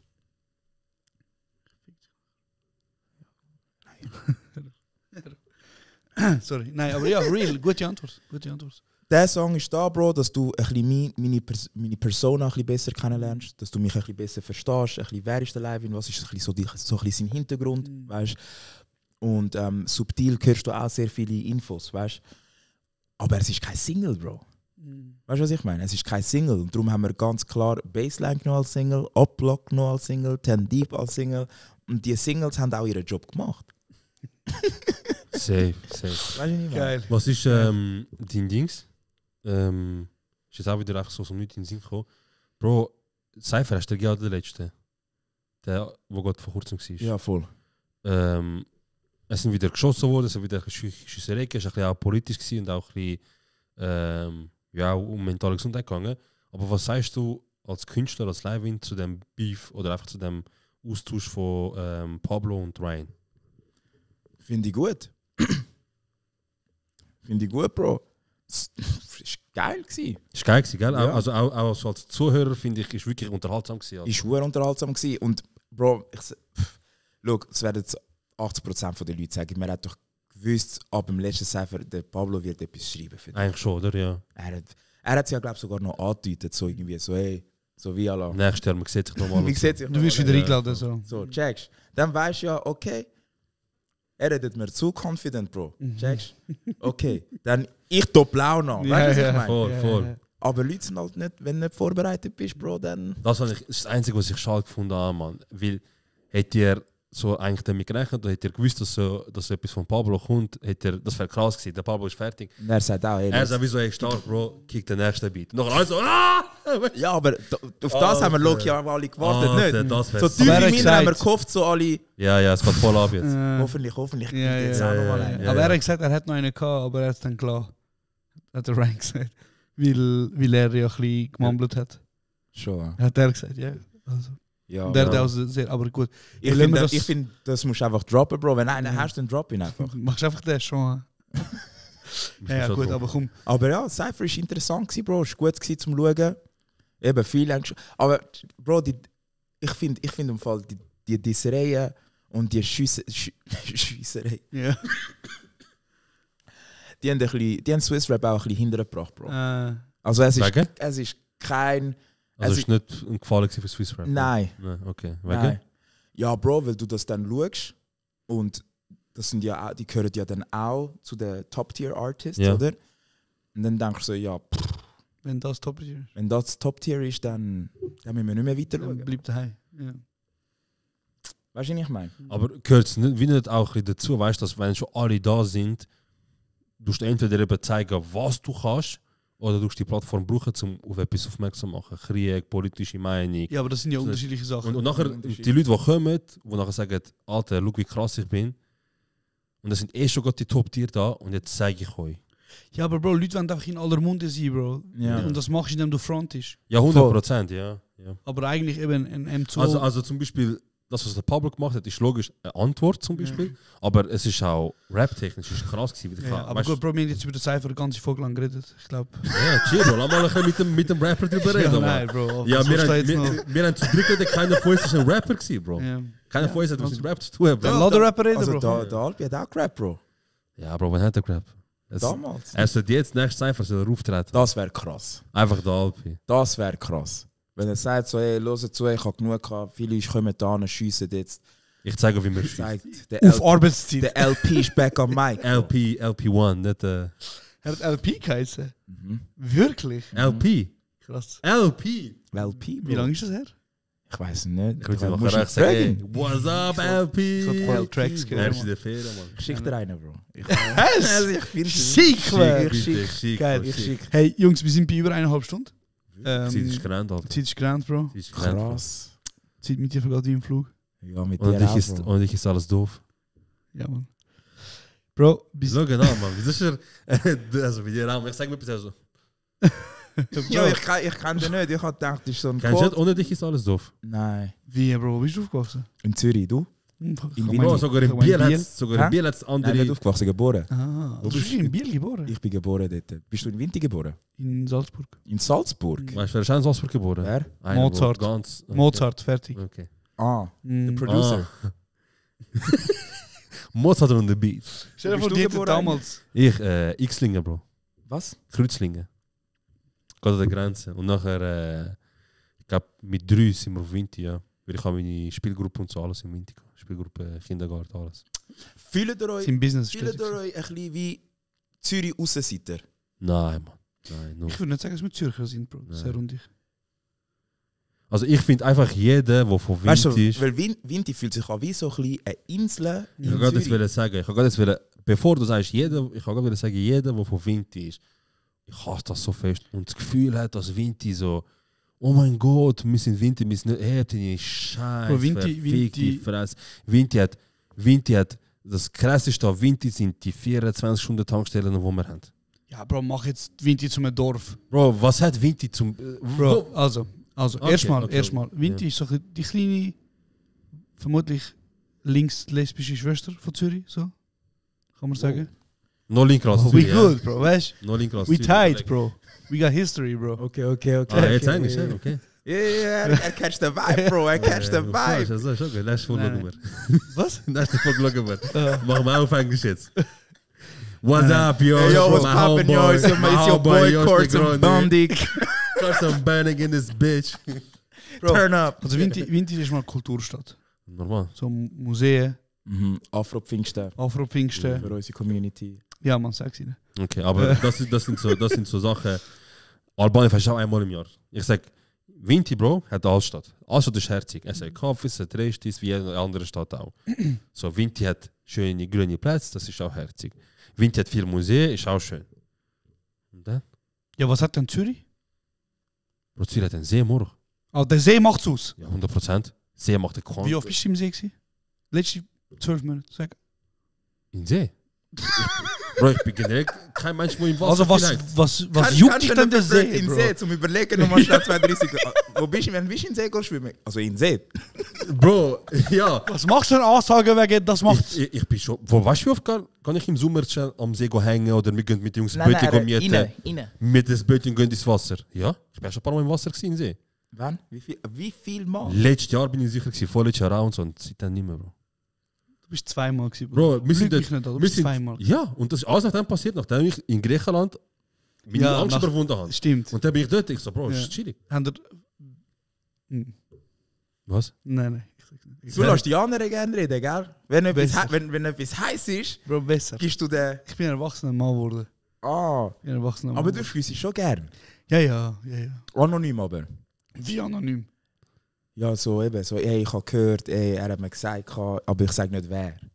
Ja, Bro, Also einfach... letztes Mal der Noah gesagt. Nein, Bro, ist einfach, Bro, das Ding ist, ich habe ein paar Mal geschossen, Aha. offen, direkt. Ja. Und Leute machen aus dem Themen, Bruder. Ist das dein Problem? Nein, aber jedes Mal, wenn sie mich sehen, ist... Ey, weißt du noch? Sind da noch, also... Ja? Ja, so ist es, Bro. Bro, warte mal schnell, leg nicht ab. Erstens du regst mich auf. Was ist jetzt Du regst mit mich dir los, auf, Mann? Bruder, du regst mich auf. Ich bin da der Mega Vinti, Bro. Raised bist du, wie ein Vinti. Er Warte schnell, wohnt lass nicht mal im Ah, Vinti, er hat nicht so einen Topics Schuss. switchen. Geh doch zurück auf Vinti, man so krass ist, Alter. Und du wohnst im Vinti. Ich wohne im Vinti. Du wohnst im Vinti. Ja. Bruder, zwing mich nicht Sachen auspacken. Wie lange wohne ich heute? Bro, Luftlinie 200 Meter. Wegen dem ist die Postleitzahl anders. Und er so, du warst schon bei Vinti? Ja, Bro, wohnst du du- im Vinti oder nicht? Sag Ich ihm! wohne nicht im Vinti, Bro. Ja, danke schön. Aber, Bro, in 2 Minuten hat sich alles geändert. Ja, Bro, aber der ganze Bro. Wohnsitz hat sich Bro. geändert. In Bro, einer weißt, Minute. der im YouTube so am Video schauen, macht einmal so 10 Sekunden führen. Du! So. Wohnst du in Vinti? Nein, Bro, aber ich habe krass. andere... Okay. Ich bin aussagen, aber ich, Bro, Vinti ist in meinem Herzen, Bro. Aber du findest Vinti kein als Zürich? Habe ich nicht gesagt. Okay. Aber ich mache Vinti nicht zum Kauf, Bruder. Nein, Vinti ist auch kein Weißt du noch, wenn ich auf Zürich gezügelt bin Ja. und nachher einen Insta-Post gemacht habe? Ja, normal. Erzähl. Wir haben einen Insta-Post gemacht. So von wegen, also erstmal hast du die Phase von ihm erlebt, und er 3 Tage im Lochergut dort hinten gewohnt hat. Ah, wo er immer beim Kaffee... Ja, genau, wo ich auch Story gemacht habe. Ja. Ja, Jeden ja. Tag habe ich bestätigt. Wie ist Nummer gesehen? Ja, was ist? Jetzt ist er auf Zürich gezügelt, Bro. Dann hat er 2 Jahre. Dann hast du eine Story gemacht, Bro. So von wegen, jetzt ist der Baba von Zürich jetzt endlich auch in Zürich. So der Style. Zeigen mir Sachen und so weiter. Bro, ist einfach... Ich sehe kein Problem. Siehst du ein Problem? Also hast du so eine Umfrage gemacht quasi? Ey, gute Restaurantspots? Oder Nein. Ich bin einfach angegangen, Bruder. Ich habe meinen Kaffee getrunken. Im Logo. Und der so, jetzt ist der Baba da. Also ist jetzt der Baba vom Platz ist da, weißt du? Mit ein paar Jungs von der Straße und so. Ja, Bro, bist du gewesen? Checkst. Ich so, was läuft? Wer ist das, Mann? Nachher... Er geht ins Kaffee, sie so, hoi, also wie immer. Du weißt. Sie geht zurück. Hast du den Status? Ja, weißt du wie, Bruder? Sie geht. Das wie immer. Ich so am Telefon. Du weißt schon. Ey, und das mal... So, checkst. Krass. Ja. Ich würde gerne auf etwas anderes zurück. Ja. Hast du ein Problem damit, wenn Leute dich ansprechen auf etwas, was du gesagt hast? Nein. Nicht? Wieso? Wegen deiner Reaktion vorher? Nein, Bro. Das Ding ist, mich stresst eher, wenn gewisse Sachen rausgepickt werden und das dann über Jahre hinweg heisst, ich bin ein Hater. Lügenpresse. Ich bin kein Hater, Bro. Ich sage einfach, was erstens meine Meinung ist und oftmals bin ich vielleicht nicht so, Es ist schon hate. das ist geil. Das Es ist schon hate. Es ja, ist schon hate. aber Bro, Es ist schon hate. weißt du was? Ja, mit Leidenschaft, Bro. Es ist schon hate. Und ich hasse Shit, Bro. Ich hasse Shit. Es gibt Shit, wo Mein ich Gott, hasse. vorher haben wir über jemanden geredet, der hat ihm nicht Data. Du so, Mann, wenn er Der dich ist auch ein drückt- Nuttensohn. wenn er dich- Der ist auch ein Nein, Nuttensohn. aber er ist ein Nein, sorry, chilliger sorry, Sieg, Bro. Bro. Er ist ein Sorry. geiler Sieg, Bro. Okay, ist gut. Er ist ein Du musst dich junger nicht Hasser, entschuldigen für etwas, was Nein. du denkst, Bro. Also Nein. für etwas, wo du stehst. Ich sage einfach, Oder nicht, Bro? Wir müssen aufhören mit dem Scheiß in der Schweiz, Bro. Wir sind so Bro, soft, es Bro. gibt- Wir sind so soft hat- da, jedem mit Samthandschuhen da am schauen. Nein, Bro, Ja, ich Bro. fühle dich nicht, Bro. Ja, aber du kannst sagen, ich fühle dich nicht, ohne seine Mutter müssen zu einer Note machen, Bro. fair. Ja, wenn Nein. sie ist. Nein, also lass schnell, Bro, jetzt ehrlich. Wir machen das schon seit 3 Jahren jetzt. Ziemlich, so es klingt nicht nach viel, aber wir releasen ziemlich jede Woche. So. Ja. Und, Bruder, das Ding ist, Sarah und ich sind nie Influencer gewesen. Wir werden uns auch nie an diesen Influencer-Sachen bewegen. So. Wieso nicht? Bro, wir sind einmal gewesen am Influencer-Event dort, zum Auftauchen. Es kotzt mich an, Bruder. Es kotzt mich an, ich sag dir ehrlich. Dann gehen wir einfach mehr coolere Leute da, Bro. Bro, und so, weißt du, ich bin ein Hater. Voll easy. Und eigentlich, Leute sagen schon auch so, Jungs, oder haben das gefühlt, weil wir direkt sind. Ja. Weil wir kein Blatt vors Mund nehmen. Ja. Sind wir auch, Bro. Aber jetzt, man entwickelt sich, Bruder. Ja, sicher. Und jetzt nach 3 Jahren, ich bin nicht mehr so schnell, dass ich jedem... Quasi wenn du den Namen droppst, geht's beim Auf. Ja, also... Nein, Eventuell. Nein. Was er mir sagen ist einfach, er hat zum Beispiel jetzt nicht gerade einfach direkt sagen, und der und der Sohn, fick ihn, fick das von ihm und fick alles, was er gemacht hat. Okay. Sondern wieso, ich kann ihn nicht gern. Ja, aber das ist auch voll okay. Die Sprache Und hat Bro, sich geändert. Die Sprache hat sich geändert. Und Voll zweitens, easy. Bruder, man wird auch müde, Bruder. Ja? Weil ich jeden Shit müsste outcallen, wo da passiert. Es passiert viel Shit, Bruder. Viele Leute sind am Slippen, Bro. Ja, es passiert viel Scheiß und viel auch grusiger Scheiß. Viele Leute geben die Leute Plattformen, die man nicht geben sollte. Weißt du, was ich meine? So Shit. Bro, man wird auch müde, Bruder. Die Leute haben uns dann auch gesagt, ich sage dir etwas. Was läuft da, was läuft dort. Man wird auch müde, Bro. Schießt auch an mit der Zeit. Also ich bin nicht da, also wir sind nicht da, um euch erziehen, Bro. Ja, Ja. Vor allem, was mich halt mega so Dings hat, Leute haben das Gefühl, so einen Auftrag, Bro. So einen Auftrag, so zum irgendwie, keine Ahnung, jetzt... Nein, man hört doch, wenn man lost, Podcast und alles, man hört doch, das ist... Zwei Jungs, Natur. Ja, Naturell. voll. Bro, eben, so, wenn irgendwas politisch passiert, logisch, unsere politische Stellung ist klar, aber Leute so allem, was in der Schweiz passiert, Meinung, sagen, wie stehen ihr, sagen, oder auch, ey, der hat das gesagt, der hat das gemacht, sie hat dies gesagt. Bruder, das Sagen ist... denen, wir haben Was keine sind wir, Zeit für Mann? das, Ja. Bro. Das ist eben immer noch- so wir sind immer noch- Audiomedium von Bravo, oder was? Bro, wir sind immer noch 2 Jungs, die den Shit einfach nebenbei machen. Ja, Wir ficken die Mütter nebenbei. 100%. Haben ihr nicht Kauf haben ihr gemacht, oder? Nein, Bro, kauf ist nein. Haben ihr nicht Kauf? Volkshaus, Bro. Volkshaus. Oh, scheiße. Ja, Bro. Ja, some respect on the name, Bro. Mhm. Ja, nein, das ist... My bad. Aber es ist okay. Wir machen es immer noch nebenbei. Weißt du, was ich meine? Imagine the shit, wenn wir es würden Vollzeit Flex machen. auf, Bro. Er so, Der weißt wäre gewesen, Mann. Kauf, Bro. Volkshaus, Bro. Aber wir machen das on the side. Egal, wir machen das on the Bro. Seite, Bro. Relax, Bro, man. weißt du, letzte Folge mit Arthur und Cisa, er hat so zum Beispiel Arthur gesagt, also, Bro, unsere erste Show, unsere erste Late-Night-Show, die wir mit der Cisa gemacht haben und so, nach 19 Stunden ausverkauft und so. Und ich habe ihn auch gesagt, also, sind schon Trigger, also.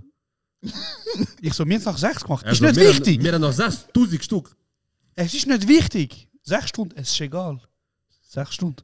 6 hours, Bro. Bro. 4 Cisa. Tag. Sag's nicht. Ist Nein, krass, Bro. Aber alles, was so... Weißt du, ich habe zum Beispiel Exil nicht ausverkauft. Mhm. Ja, Ist aber auch es krass Ist gewesen. auch real. Aber es ist auch Checkst. etwas völlig anderes, Bro. Weißt du, so Ist auch, Unterhaltung mit ist auch krass Musikmäßig. gewesen. Es ist so... Nein, aber Bro, es gibt Leute, die verkaufen es aus, weißt du?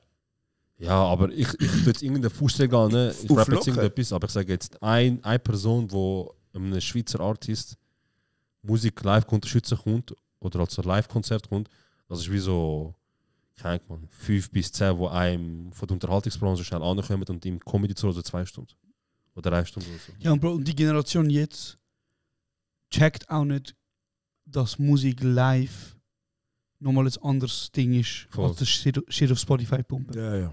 Weißt du, was ich meine? So, und bei uns, man kommt fürs Feeling und man kommt für neue Content, Sachen, die du nicht kennst und Ja. hörst. Darum ist es ein schwieriger Vergleich. Ist ein schwieriger Vergleich. Das Live-Game im Urban Ja, oder in der ganz Schweiz anders. ist auch nicht so Ganz crazy. anders. Weißt du? Es ist, Bro, wir wissen, was läuft. So, machen den Moshpit auf, tun das Handylicht führen. Mhm. Checkst du, was ich meine? So. Wir kennen so ein bisschen den Ablauf. Es ist nicht, Ja, ja. oh shit, ich war an dieser Show gewesen und der hat das und das und das Voll, gemacht. voll. Und es war komplett etwas anderes gewesen als die letzten 5 Shows, die ich war.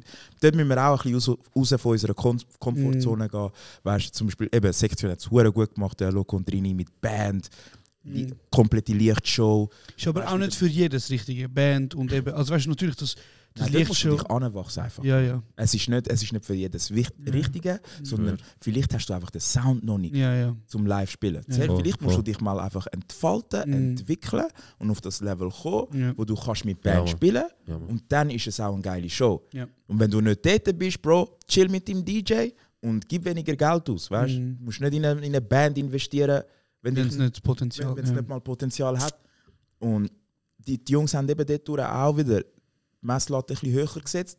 Dann habe ich auf meiner Ebene auch gemerkt, oh shit, also so geht es in dem Fall jetzt los.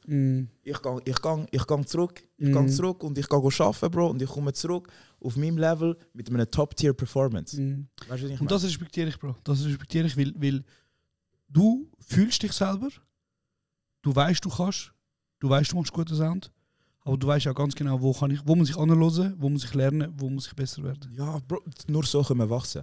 Nur so können wir wachsen. Weil wenn du stur bist und weißt, ich bin auch schon der gewesen, der denkt, ich weiß alles und bald werde ich in Amerika bekannt mit Schweizerdeutsch. Checkst so. Aber es ist kulturell nicht möglich. Ja. Checkst? Weil es gibt zum Beispiel New York ist ein Ort zum Beispiel. New Yorker hören nur New Yorker. Checkst? Dort fängt es schon New mal an. York. Die hören Leute von Atlanta nicht einmal. Ja. Es ist schon vorbei. Ja. Checkst? Ja. Dann hast du UK.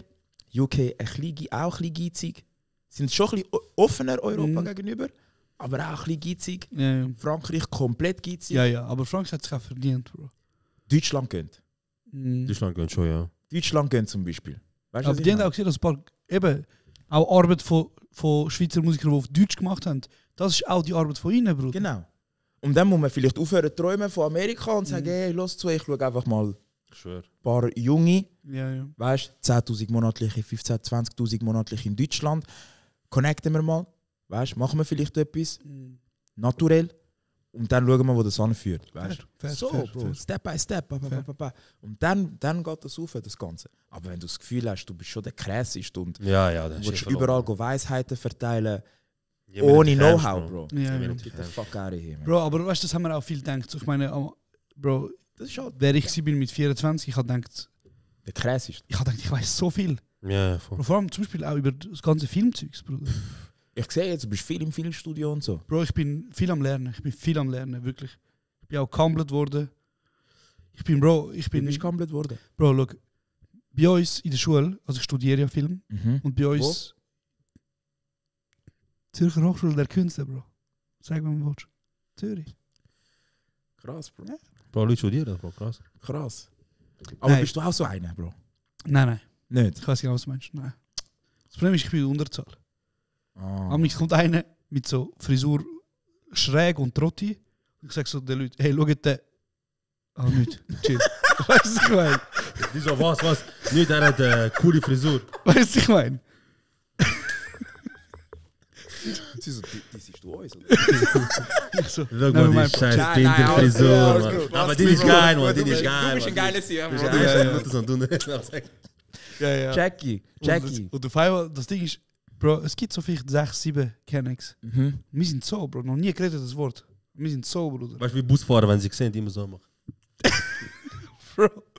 Aber ja, anyway, look, wir haben bei uns ist es so, du hast ein Seminar, wo du einen Film machst, zum Beispiel. Du gehst mit einem Drehbuch und sagst, ich will einen Film machen. Nachher geben sie dir 3 Drehtage für das. In diesen 3 Drehtagen kommst du... Ja. Der Druck ist hoch. Einer hat etwas gesagt. Ja.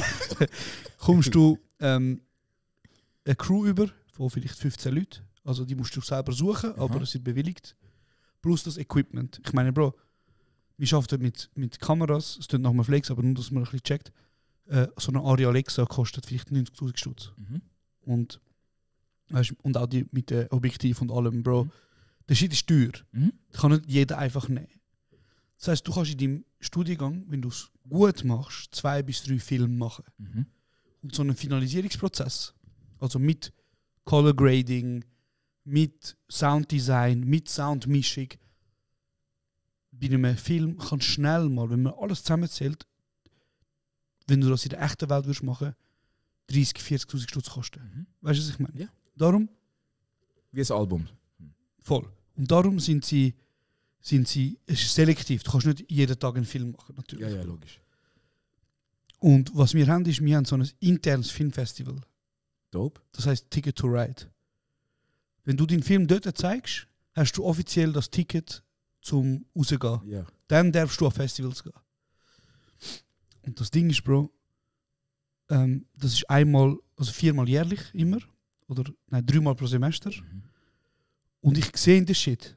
Und ich bin dort reingeguckt, Bro, als junger Filmschaffender, so eben vor 3 Jahren habe ich angefangen. Ich bin reingeguckt, ich habe den Shit gesehen. Ich habe gedacht, was sind ihr für Clowns, Alter? Wirklich, Bro, ich habe gedacht, was sind ihr für Clowns, Bro? Habe ich jetzt erst auch gedacht, so von der Industrie. Das ist Shit, das ist peinlich, das ist Müll. Ja. Ich habe gedacht, ich habe noch keinen Tag studiert, ich fick euch alle. Nachher, Bro, ich mache meinen ersten Film. Eben, ich bin jetzt an einer Komödie dran, die in einem Handyladen spielt. Bro, ich bin filmen. Ich habe wirklich fette Crew gehabt. Ich habe ein gutes Ensemble an Schauspielerinnen gehabt. Bro, der Dreh läuft gut. Ich gehe in den Schnittraum. Ich fange an schneiden. Ich fange an alles aneinander zu tun. Ich schaue den Shit an. Ich denke so, du Clown, Alter.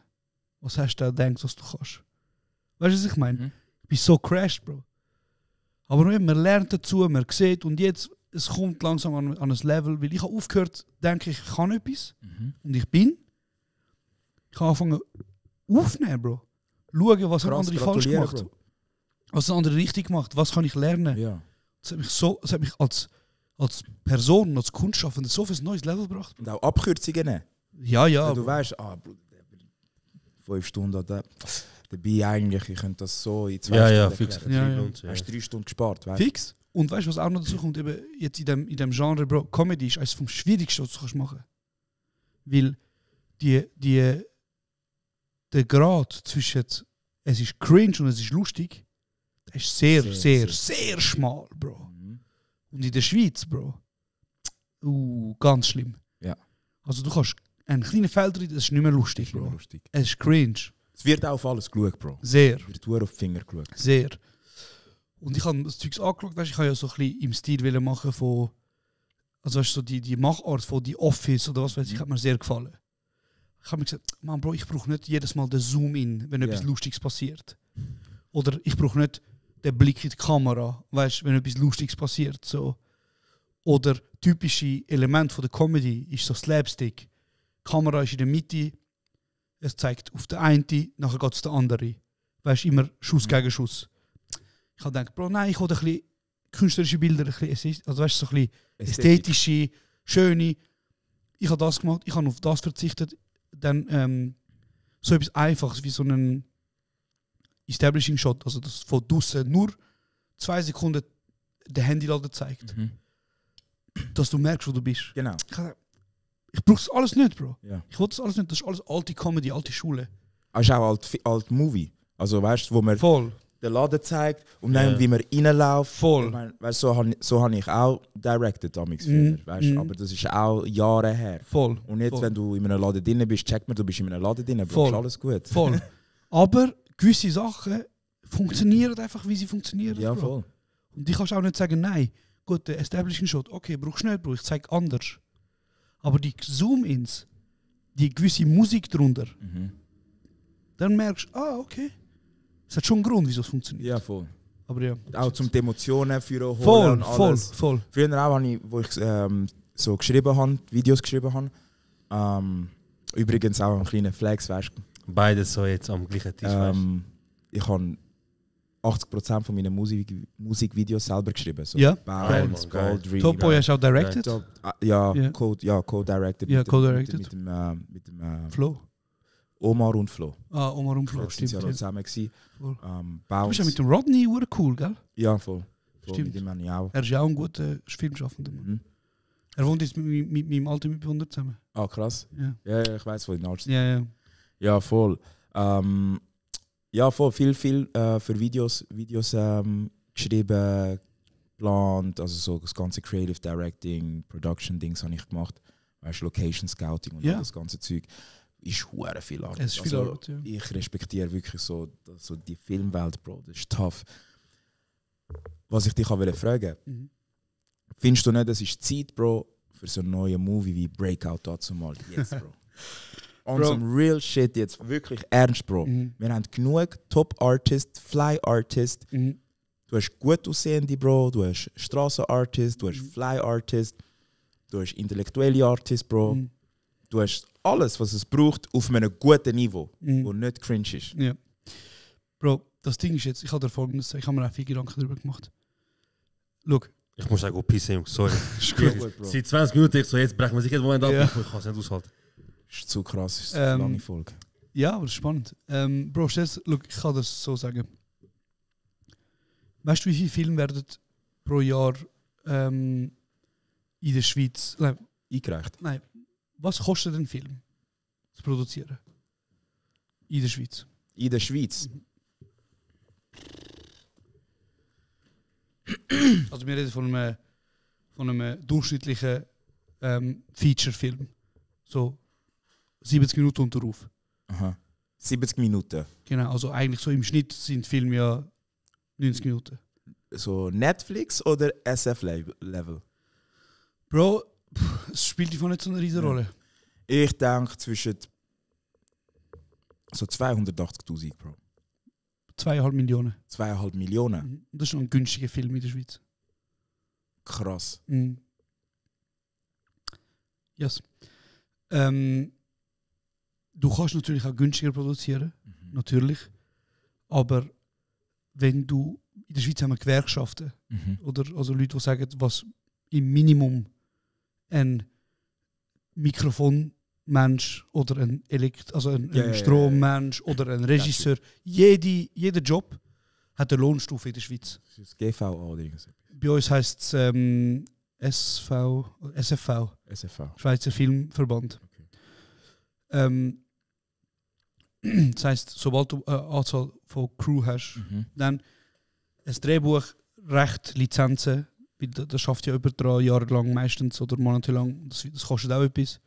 Regiegage, plus, also all das kostet, plus, da ist nicht mal der Vertrieb eingerechnet, also weißt du, die ganzen Marketingkosten und so weiter und so fort. Shit ist teuer, Bro. Und in der Schweiz gibt es fast keinen Film, praktisch keinen Film, wirklich, wo ohne den Schweizer Filmverband, Zürich Filmstiftung, was auch immer, ohne Fördergelder gemacht wird. Das heisst, die Zahl stimmt jetzt vermutlich nicht, aber ich sage jetzt mal, in der Schweiz werden vielleicht pro Jahr 2-3 Filme produziert. Und meistens, Bro, das Problem ist, meistens sind das einfach renommierte Menschen, die Filme machen. Also Leute, die schon Film gemacht haben. Leute, die Leute reinholen. Vitamin B-Type-Shit. Ja, oder eben, zum Beispiel Cesarica, das ist eine Werkstatt, das ist eine Fabrik. Sie bildet die neuen Filmschaffenden aus. Das ist auch der Auftrag. Ja. Wie sonst sagen sie, Junge, ich kann nicht jedes Jahr 12 bis 15 neue Filmschaffende machen.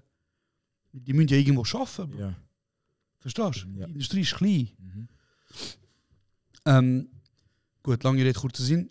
Das Ding ist, wenn du das Ziel hast, zum in der Schweiz einen erfolgreichen Film machen. Was heisst erfolgreich? Gute Zahlen. Gute Zahlen.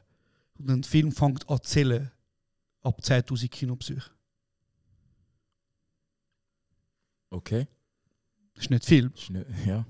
Es ist nicht viel.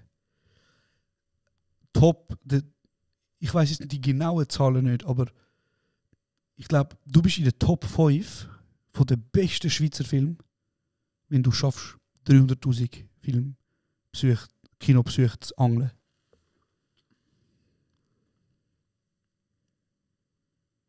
Okay. Es ist nicht viel, Bro. 300'000 Leute. Aber es ist viel. Es ist auch nicht wenig, aber ich meine, dann bist du in der Top 5. Wir reden von Filmen seit x Jahren. Einer der berühmtesten, vielleicht immer noch Platz 1, ist die Schweizer Macher. Ist von den 70er Jahren. Krass. So, Snow White. Ist das ein Schweizer Film? Ich kenne mich aber auch nicht so gut aus, leider. Also ich sage dir, welche sicher... So die Filme, wo Melanie weniger und so dabei sind. So. Weniger, Bro. Ist nicht so? Weniger. Das sind meistens Filme, die dann direct to TV oder direct to DVD sind. Ja. Oder nur eine kurze Zeit im Kino verbracht haben. Das Ding ist, Bro, der Durchschnittsschweizer geht pro Jahr, sag mal, was denkst du, wie viel Mal geht er ins Kino? 4 Mal. 1,3 Mal, Bro. Krass. Weißt du, was ich meine? 1,3 Mal. Und wenn du schon einmal im Jahr ins Kino gehst, Bro, das ist die Entscheidung. den Blockbuster schauen. Wo 250 Millionen gekostet hat? Oder gehst du... Egal, also nichts schauen. Von Josh Negroni. Weißt du, was ich meine, Bro? Das ist das Problem. Und es gibt gute Schweizer Filme, Bro. Es gibt gute. Es gibt auch geile Drehbücher. Aber die Schweiz ist mehr ein Festivalland. Sie machen mehr Filme... So Museen, Festival und so. Sie machen mehr Filme, die an Festivals spielen, im Ausland. Gibt es keinen Kompromiss? Mal langsam, aber sicher. Weil es gibt, dank dem neuen Filmgesetz, das Filmgesetz besagt ja, dass zum Beispiel die Schweiz tut ja signifikant dazu beitragen, dass es gestreamt wird. Also zum Beispiel Netflix oder Join oder... Wir haben ja jetzt so einen Film auf Netflix, Bro. Genau. Jetzt ist es aber neu so... Darfst du den Namen sagen? Also es gibt ein paar. Was? Gibt es schon ein paar? Ja. Es hat einen gegeben, der ist auf SF gelaufen, glaube ich. Also mit SF meinst du SRF? Ja. Ja. Schweizer Fernsehen. Ja. Also es sind ein paar Filme auf Netflix. Im Fall. Zum Beispiel auch Zucker. Zucker, genau. Die Serie. meine ich. Zucker. Das ist eine Serie. Ja, die ist auf Serie. Netflix. Genau. Dann die das ist Dinge. krass, Bro. Das ist, also für mich, so als Außenstehender, ich finde das ein fetter Step, Bro. Das ist ein fettes, aber es ist nicht der erste Netflix-Film, Bro. Das ist nicht der erste. Also weißt du, das Ding ist, es gibt ja noch keine Netflix-Produktion. Stimmt. Das sind Filme, die gemacht worden sind. Oder Serien. Ja, ja. Es gibt keine Netflix-Produktion. Und Lizenz ist gekauft worden. Ja, ja. Aber eben, Joker ist ja... Ich weiß nicht, wer hat das Das ist von Sky. Die erste Staffel war Sky. Ja. Die zweite und dritte und vierte ist von SRF. Unter anderem. Ich habe gedacht, dass es SRF produziert hat. Aber eigentlich ist es... Sagt man, es gibt ja SF1 und SF1 und Das ist früher, Bro. Das ist früher. Das hat den Namen geändert vor 20 Jahren, Bro. Bleib am Ball. Am Slippen. Ja, Bro, ich war zum ersten Mal beim Cypher dieses Jahr. Bro. Ich bin nicht so in Tune. Shit, man. Das ist Perines, Bro. Aber eigentlich, real, eigentlich ist es produziert von Shining Film. Das ist die Produktionsfirma, die an dem, wo Zucker spielt. Okay. Wo dort schafft auch, wo gehört. So. Mhm. Voll. Wärst du down für so etwas, Bro? Bro, 100%. Ich bin ja eine Serie am Schreiben, Bro. Können wir das mal anschauen? Bro, look, eben, was ich wollte sagen ist, du musst erst in diesem Ding reinsteppen. Und was ich auch wieder sagen, es ändert sich. Die Schweiz hat jetzt neu, all die Streaming-Dienste, die ja Geld beziehen, wie das Netflix-Abo zum Beispiel, ich sage jetzt wieder von dem immer, das kostet ja in der Schweiz viel mehr als in jedem anderen Land. Ja, logisch, ja. Wir zahlen im Schnitt 6 Franken mehr für das gleiche Abo. Ja. 10 Franken mehr für die gleiche Leistung. Und dann gibt es eben, die sind jetzt gesetzlich verpflichtet, zum einen Teil von ihrem Umsatz wieder in die Schweizer Filmindustrie reinzutun. Da gibt es eben zwei Arten von Leuten. Es gibt die einen, die sagen, wir müssen 4 Millionen, 5 Millionen, wie viel auch immer, sind immer 4% vom Umsatz, müssen wir wieder in die Schweizer Wirtschaft investieren. Dann gibt es eben die es schlau machen oder die es gut machen, finde ich, die es gut machen, wie zum Beispiel Join. Das, der Streamingdienst, wo unter anderem Pro7 und so ist. Kurz Genau, Kurz im Ohr läuft dort. Die fangen jetzt an mit Filmproduktion in der Schweiz. Krass. Oder? Aber für so grosse oder für die internationale mehr, also nicht gross, aber mehr so die internationale, die machen es eben so, dass sie sagen, man, der Film spielt jetzt halt in Zürich. So ein Teil vom Film spielt jetzt in Zürich. Dann gehen sie zu Filmproduktionen, geben dann 500.000, sagen, gehen Drohnenaufnahmen machen. Von Zürich. Und dann schneiden sie es so zusammen, als wäre es in. Weißt du, was ich meine? Aber es kommt, Bro. Und es gibt wirklich auch sehr gute Filme. Aber ich glaube jetzt zum Beispiel, wenn wir sie beim Thema Join sind, Join hat ja zum Beispiel Keks produziert. Oh, Join. So eine Serie, wo auch viel um Street geht oder Jerks, wo auch so einfach auch so ein bisschen das einfangen, was du glaub geil findest, wo du auch im amerikanischen Fernsehen schaust.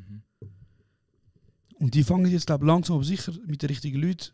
Ich finde eben die in Deutschland, die machen es eben geil, Bro. Ich habe Skyline gesehen, finde ich krass. Ja, Skyline ist krass. Und dann haben sie ja noch die Serie gehabt, mit dem einen, der nachher mit dem Bart hat. 4 Blocks. Ja, 4 Blocks. Skyline ist übrigens von der Solin Youssef, das ist eine Kurdin, Berliner Kurdin. Sie hat eine Staffel oder ein paar Folgen von dieser Staffel gemacht, wo auch Bro, Film studiert hat. Dann hat sie angefangen, so Soko Leipzig und so der Tatort von Deutschland ein bisschen auch so Scheiß machen. Und jetzt macht sie eben so, hat sie so Skyline gemacht. Genau. Und das finde ich Halt auch. Weißt, dort hast du wirklich gemerkt, Bro, wie die Bubble in Deutschland Es ist nicht mehr nur darum gegangen, wer ist der krasseste, dies, das, sondern ja, wie mache ich weiter, weißt du? Dann siehst du nein, nicht der Katar, es war der... Nemo ist bei Skyline und so. Der Nemo ist bei Skyline. Der Weiser ist auch dort. Ja, aber der andere Glatzkopf. Fett massiv. Ja. Massiv. Ja, fix. Weißt du, dort habe ich gecheckt, so, ey Bro, der Massiv ist ein krasser OG, Bro.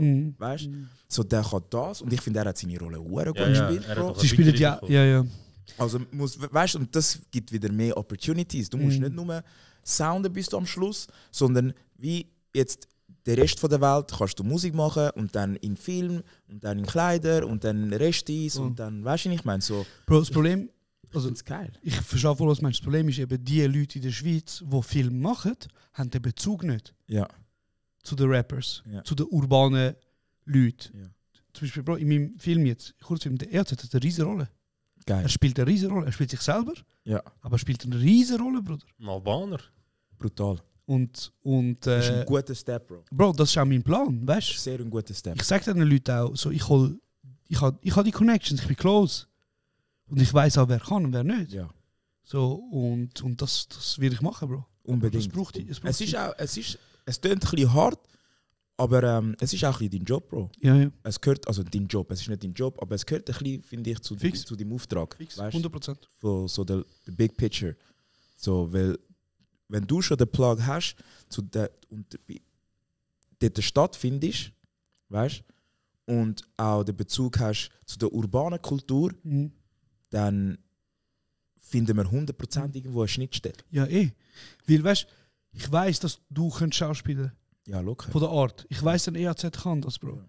Das Problem ist, um dort reinzukommen, musst du eben studieren, Bro. Oder du musst Leute haben, die den Weg gemacht haben und können sagen, ja, und das ist mein Plan, Bro. Genau. Voll, aber geil. Shit, man, Jungs. Danke für die Frage. Hat gut, auch mal über das reden. Ist geil. Ist wichtig, ja. Ist gut eskaliert. Ist gut eskaliert. Willkommen zurück. Bro, normalerweise geben wir immer, also macht jetzt wieder, wir geben immer die letzten 30 Sekunden, 1 Minute unserem Gast. Sarah und ich sind auf Mute. Du darfst sagen, was du willst. Du darfst grüßen, wer du willst. Ein paar Babymamas, ich weiß nicht. Ich bin kinderfrei, Bro. Okay, geil. Ich gehöre zu denen, Bro. Legal, Bro. Alles gut, Bro. Pass auf, gell? Pass Keine auf. Briefe daheim und so. Scheiße. Checkst, Bro. For real, keine Kinder, Bro. Geil. Danke für die letzte. Ich sag, er hat das zu, er hat sicher, Mann. Nein, eben nicht, Bro. Ich schwöre, ich kann nicht. Die letzten 30 Sekunden sind dir, Bro. Danke, dass du da bist. Danke euch, Mann. Und vielmals, Bro. Danke für das schöne Gespräch und gib ihm. Ja, ist your boy Livin. Ich bin da bei Kurz und Bündig. Wir sind live. Gehen meinen Sound abchecken. Gehen Baby Clo abchecken. Das ist einer der geilsten Streetwear-Brands in der Schweiz. Ihr könnt mich sehen. 31. Mai, Halle 622. Am 10. Juli, Open Air Frauenfeld. Pull it up. Wir sind dran, weitere Shows. Folgt mir auf allen Social Media Kanälen. You already know what it is. Your boy Livin, Baby Flow.